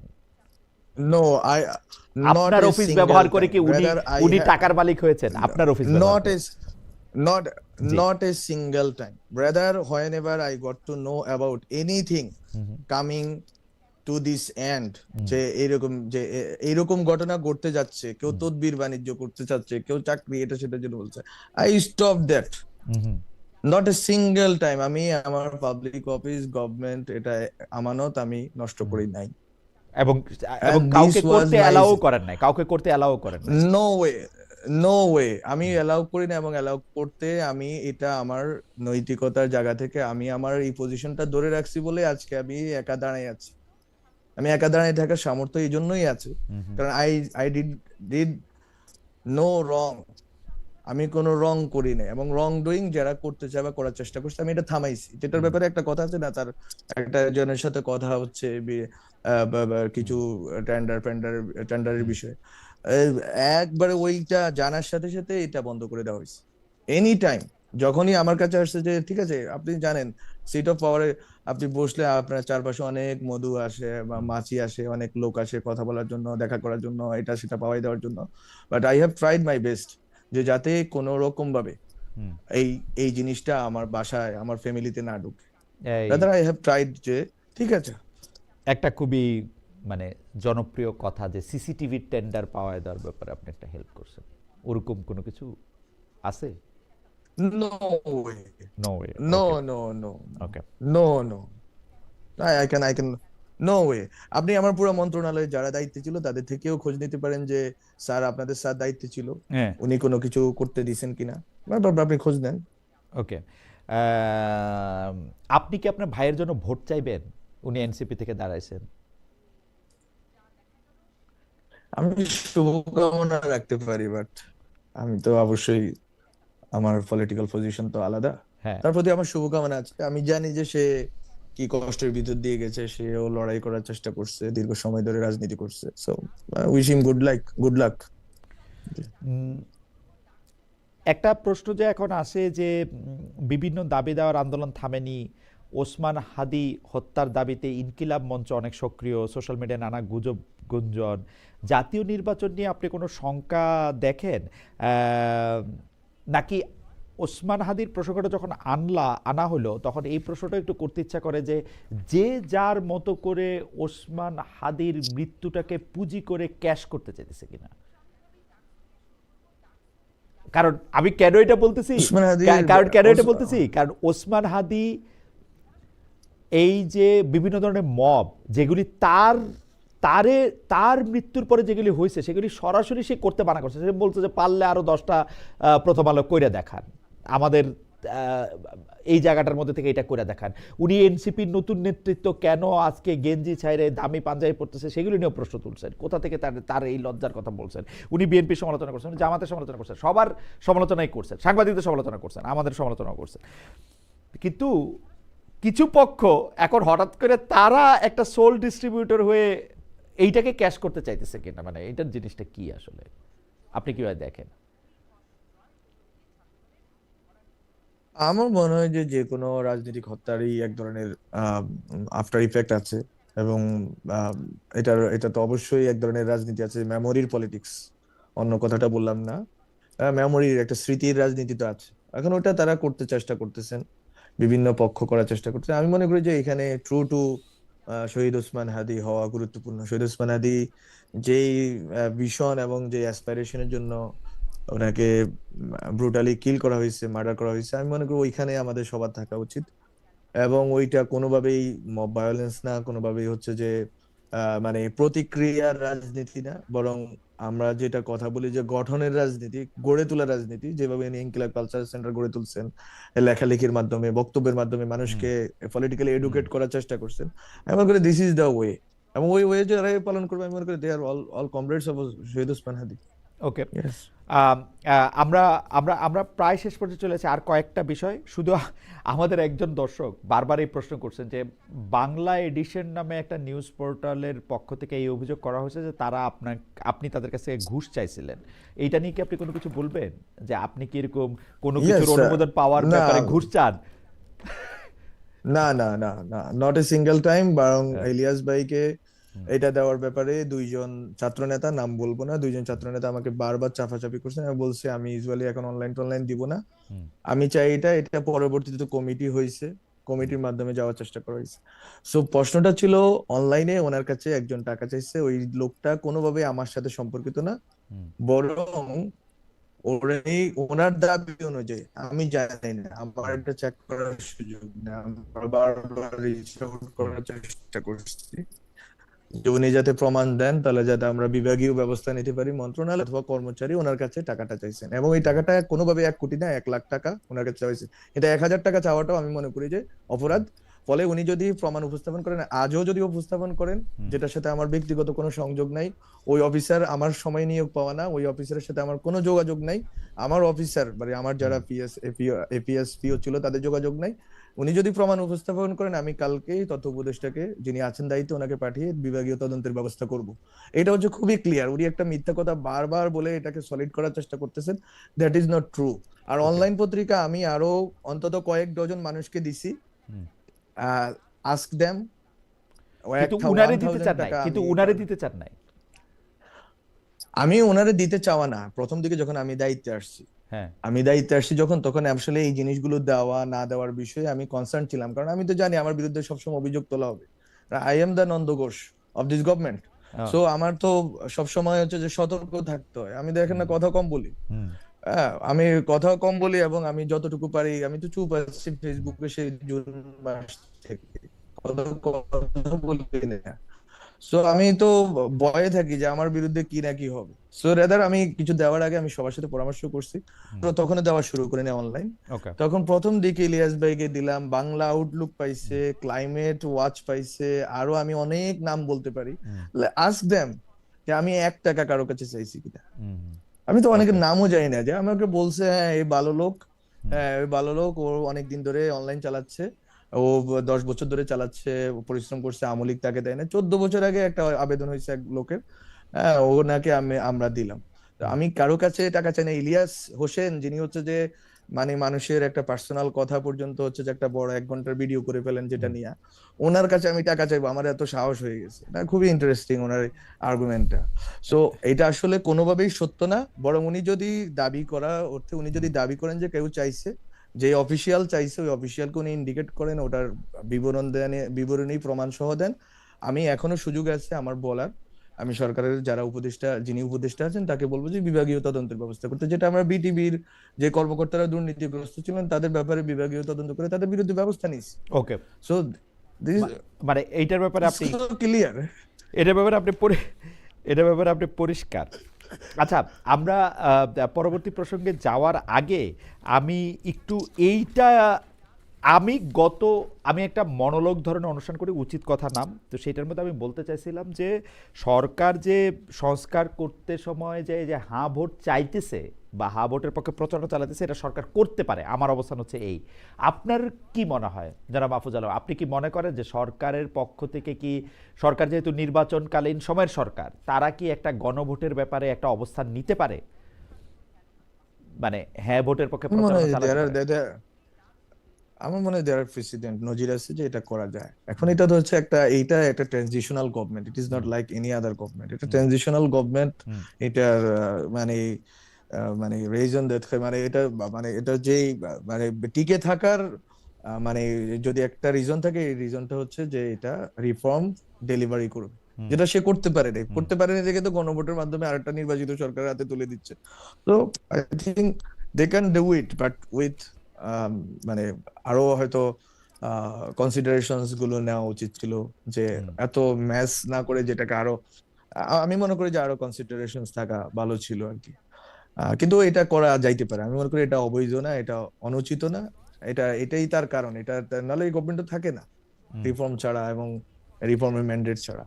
আচ্ছা, একটা প্রশ্ন করি যে আমরা কিন্তু অনেক সময় দেখছি যে আপনি যেসব বিষয়গুলি মানে মানুষের সামনে আনেন, সেই সব বিষয়গুলি নিয়েই আসলে আপনার যারা সহযোদ্ধা আছেন, সহকর্মী আছেন, যারা আপনাকে আপনার, আমি অনুযায়ী বলবো যে যারা আপনার ছোট ভাইরা আছেন তারা আপনাকে আসলে একটু ফলো করেন। তো এখন আপনার ছোট ভাইদের মধ্যে একটা বড় অংশ, আপনি জামাতে যাবেন না, নারী নেত্রীদের মধ্যে থেকে যারা, যারা পরিচিত মুখ, তাদের মধ্যে অনেকে জামাতের সঙ্গে গেলে নির্বাচনই করবেন না বা স্বতন্ত্র নির্বাচন করবেন, এরকম অবস্থার পরেও এনসিপি, মানে জনাব নাহিদ ইসলাম মনে করলেন যে তিনি আসলে জামাতের সাথে যাবেন।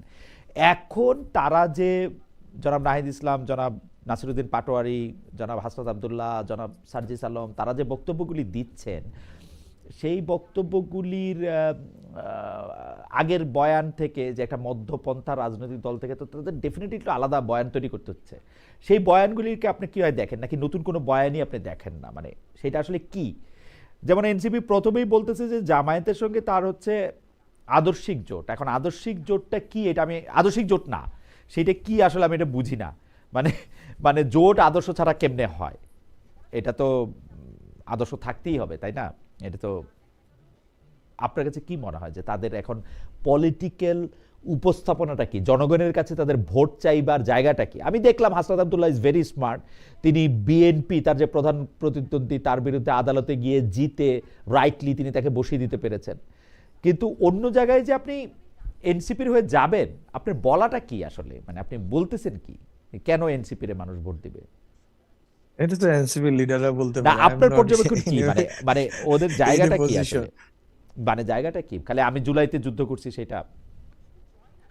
না, জুলাইতে যুদ্ধ করা এটা ছোটখাটো জিনিস না, এটা অবশ্যই একটা ব্রেভারি না না, কাজ, এটা খালি অনেক জুলাইতে বড় যুদ্ধ কাজ। তারপর করছি সেইটাই কি না? জুলাইতে যুদ্ধ তো, জুলাইতে যুদ্ধ তো আরো অনেকে করছেন যারা আবার উনাদের বিপক্ষে কাজ করতেছেন, আমি জায়গাটাতে বলতেছি। ধরেন এখন একটা না, এনপিএ এটা হয়েছে, এটা এনপিএ তো আপনি জুলাই যোদ্ধা হয়তো, আমরা কিন্তু জুলাইতে আসলে এটা সামনের তো সারি ভালো। পিছনের সারি এমনি দেখি নাই। জুলাই একটা বিরাট আপরাইজিং, এটা সামনের সারি পিছনের সারি এটা বলা খুব মুশকিল। হ্যাঁ, কয়েকজন মুখ না, ছিলেন ঠিক তো আছে, বটেই। ইতিহাস তো কাউকে সামনে আনে কাউকে পিছনে রাখে, এটা হুম, ইতিহাসের নিয়ম। হুম, ইতিহাস একটা মানে নিয়তির নাম। সো এটা সব সময় ঘটে আসছে। So, কেউ তো সামনে চলে আসলো। এখন তারা যদি তাদের কজের প্রতি যদি ট্রু থাকে, এবং তারা যেটা বলতেছে সেটার প্রতি যদি তারা সঠিক থাকে, তারা যদি এটাকে ধারণ করে, আমি মনে করি মানুষ তাদেরকে ভোট দিতে পারে।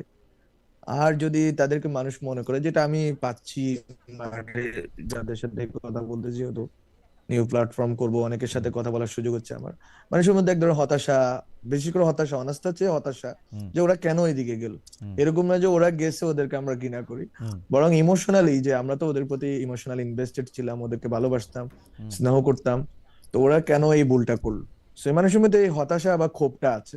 এখন ওইটাকে কিভাবে ওরা অ্যাড্রেস করবে এবং ওই মাধ্যমে তারা কিভাবে নিজেদেরকে উপস্থাপন করবে, সেটা মনে করি তাদের তাদের স্ট্রাগল। এবং এটা মনে করি একটা জটিল প্রক্রিয়া তারা ঢুকে পড়লো, যেটা জামাতের ব্যাপারে প্রথম থেকে বললাম। ওকে। হ্যাঁ, জামাতের ব্যাপারে আমি আর দুইটা প্রশ্ন মাত্র করব। আমি দর্শকদের কাছে জানতে চেয়েছিলাম যে আইসিসি সবাই ভোটে হার বাংলাদেশে, টি-20 বিশ্বকাপ খেলতে হলে যেতে হবে ভারতে। দর্শক, এতে বিসিবি রাজি হওয়া উচিত ছিল বলে মনে করেন কিনা? শতকরা 25% মনে করেন উচিত ছিল, শতকরা 75% মনে করেন উচিত ছিল না। 29,000 দর্শক এখানে ভোট দিয়েছে। আমি আপনার কাছে একটু প্রশ্ন করতে চাই যে আপনি এনসিপিতে গেলেন না, বা এনপিএ তো আপনি গেলেন না, যেটা মানে মানে নতুন রাজনৈতিক নেটওয়ার্কস ফর পিপলস অ্যাকশন যেটা হলো, যেখানে আপনার সাবেক সহকর্মীরা বা একসাথে যোদ্ধারা ছিলেন। আহ, কিন্তু আপনি আশা করতেছেন নতুন আরেকটা করবেন, মানে মানে আপনি আপনি কি মনে হয় কেন মানুষ আপনার কথা শুনতে আসবে যে আপনি এনসিপিতেও নাই, এনপিএতেও নাই? স্পষ্ট আপনি যখন রাজনৈতিক প্ল্যাটফর্ম করছেন তখন আপনার সহকর্মীরা আপনাকে ফেলে বা আপনাকে ছাড়া আরেকটা প্ল্যাটফর্ম করতেছেন। আমি মনে করি যে এটা তো অবশ্যই আমাকে, আমার সাথে কেন আসবে এখন, যেই মানে গঠনটা হয়ে গেছে, যে মানে স্ট্রাকচার দাঁড়াচ্ছে, সেই স্ট্রাকচারটা হচ্ছে এরকম যে আসলে এনসিপি একটা সেন্টার রাইট টু রাইটিস্ট একটা পজিশনে নিজেদেরকে নিয়ে গেছে। এনপিএ মোর সেন্টার টু লেফটিস্ট একটা অর্গানাইজেশন, অথবা মানে এক্স লেফটিস্টদের অর্গানাইজেশন। আর যেটা আপ বাংলাদেশ আছে, এটা হচ্ছে এক শিবির, বা হুম, যারা হচ্ছে যে এরাও যারা রাইট টু রাইটিস্ট, হুম, এই যে মানে ওই হুম, ফরমেশনের লোক। সো এখন সেন্ট্রিস্ট যে পজিশনের কথা আমরা বারবার বলে আসছি, আমরা নিউ পলিটিক্যাল সেটেলমেন্টের কথা বলে আসছি, আমরা বারবার বলছি শাপলা শাহবাগ, বা এই যে হুম, পুরাতন যে secularism versus Islam, Muslim identity versus Bengali identity, এই যে তর্কগুলো, হিস্টোরিক্যাল তর্ক অথবা ইকোনমিক তর্ক, যে আমাদের ইকোনমিক পলিসি কেমন হবে, সেক্ষেত্রে এনপিএ ভালো কথা বলার চেষ্টা করছে, সোশ্যাল ডেমোক্রেসির কথা বলতেছে, কিন্তু তারা এখনো ইকোনমিক পলিসির ক্ষেত্রে স্পষ্ট কোনো কিছু বলতে পারেনি। সো আমি মনে করি যে এখানে অনেক ধরনের, যে এই যে প্রত্যেকটা রাজনৈতিক ফরমেশনের যে সংকটগুলো আছে, যেই মানে তারা যে এই জায়গাগুলোকে অ্যাড্রেস করতে পারতেছে না, এই জায়গাগুলোকে অ্যাড্রেস করার সুযোগ এখনো জুলাইয়ের পক্ষের কারো না কারো আছে, সেই জায়গাটা আমরা নিতে চাচ্ছি। এবং যে জায়গাটাতে আসলে সেন্টার রাইট টু লেফট সবাই আসার সুযোগ পাবে, বাট এগেইন এই জায়গাটা কিভাবে মোর, আমরা যেই কথা বলছি মোর ইনক্লুসিভ, যে ইনক্লুসিভিটিটা অন্য জায়গায় নাই, এখন সব জায়গায় এক্সক্লুসিভ হয়ে উঠতেছে, মোর ইনক্লুসিভ হওয়া যায়, মোর ডেমোক্রেটিক হওয়া যায়, আমরা যেটা বারবার বলছি পুরাতন বন্দোবস্তের বাইরে আসার ব্যাপারে, পুরাতন রাজনৈতিক দলগুলোকে চ্যালেঞ্জ করার বিষয়ে, এবং এট দ্য সেম টাইম একটা ভালো রাজনৈতিক বিকল্প তৈরি করার ব্যাপারে, আমি মনে করি এখানে কাজ করার সুযোগ আছে। এখনো শেষ হয়ে যায় না, 71-এর পরে অনেক দল হয়েছে যারা একই সাথে মুক্তিযুদ্ধ করছে, কাঁধে কাঁধ মিলিয়ে তারা এই রাজনৈতিক বিরোধিতা করছে।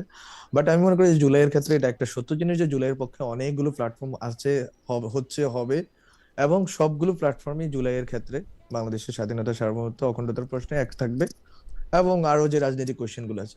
ফলে এটা হচ্ছে যে আপনি কোন মানে আহ কোন ব্লকে আছেন, এই প্রশ্নটা প্রত্যেকে একটা ব্লক বেছে নিচ্ছে। হুম, হুম, কিন্তু আমি পার্সোনালি, আমি আজকে সোয়াসে আমার একটা বক্তব্য আমি দিছি, ওইটা আজকে ইউটিউব পাইলাম, ইউটিউবে তারা আপ করছে। সো আমি ওখানেও বলার চেষ্টা করছি যে অভ্যুত্থান তো আসলে হচ্ছে যে এই বাইনারির ঊর্ধ্বে উঠে একটা করার চেষ্টা করা হয়েছে, আগের যে তর্কগুলো আছে এগুলোকে মীমাংসা করার চেষ্টা করা হয়েছে, এটা আমি প্রথম আলোতে বলছি। ফলে আমি যেই মানে যে ভীষণটা হোল্ড করি, বা আমি যে চিন্তাটা জারি করার চেষ্টা করছি বাংলাদেশ সোসাইটিতে, হয়তো আমি অনেক ক্ষেত্রে স্লিপ, মানে কি বলা যায়, মানে ভুল কিছু কথা বলছি, সেই জন্য আমি নিজেও অনেক ক্ষেত্রে আহ, মানুষের কাছে অ্যাকনোলেজ করছি যে এটা ভুল ছিল। বাট এই ইভলিউশনের পর্যায়ে আমি যে কথাগুলো বলছি ওগুলোকে ওন করে একটা কিছু করা ছাড়া, আহ এটা আমার জন্য, আমি মনে করি যে এটা একটা দীর্ঘ মেয়াদী স্ট্রাগল আমি বেছে নিছি। এবং এটা যদি মানুষকে আশ্বস্ত করি, মানুষ যদি আস্থা পায়, মানুষ যদি মনে করতে পারে যে there is still opportunity to bring together a new platform or new political reality, তাহলে আমি কেন নয়, আমি কেন করব না? I will try my best. Okay. একটা প্রশ্ন তো এখন প্রায়ই আসে যে যে আকাঙ্ক্ষা নিয়ে আপনারা শান্তিতে নোবেলজয়ী ডক্টর মোহাম্মদ ইউনূসকে সরকার প্রধান করলেন সেই আকাঙ্ক্ষা তিনি পূরণ করতে পেরেছেন কিনা, নাকি অনেকেই যে বলেন যে আপনারা একটা অন্তর্বর্তী সরকার না করে আপনারা যদি একটা বিপ্লবী সরকার তখন করতেন, সংবিধান বা বর্তমান রাষ্ট্রপতি এই সিস্টেমটার মধ্যে না থেকে এটা নতুন করে যদি এটা করতেন তাহলে এটা একটা বেটার ওয়ার্ক করতো, বেটার ফাংশন করতো। হাইন্ডসাইট আপনার কি মনে হয় যে আপনারা ডক্টর মোহাম্মদ ইউনূসকে এনে এখানে বসিয়ে কি এটা ঠিক করলেন, নাকি ডক্টর মোহাম্মদ ইউনূসের নেতৃত্বেও একটা বিপ্লবী সরকার করা যেত? এটা তো ঠিক যে ডক্টর মোহাম্মদ ইউনূসের সাথে অনেক আগে থেকেই আলোচনাটা চলছিল বা ডক্টর মোহাম্মদ ইউনূস এটা জানতেন অন্তত ৩-৪ দিন ৫ দিন আগে থেকে।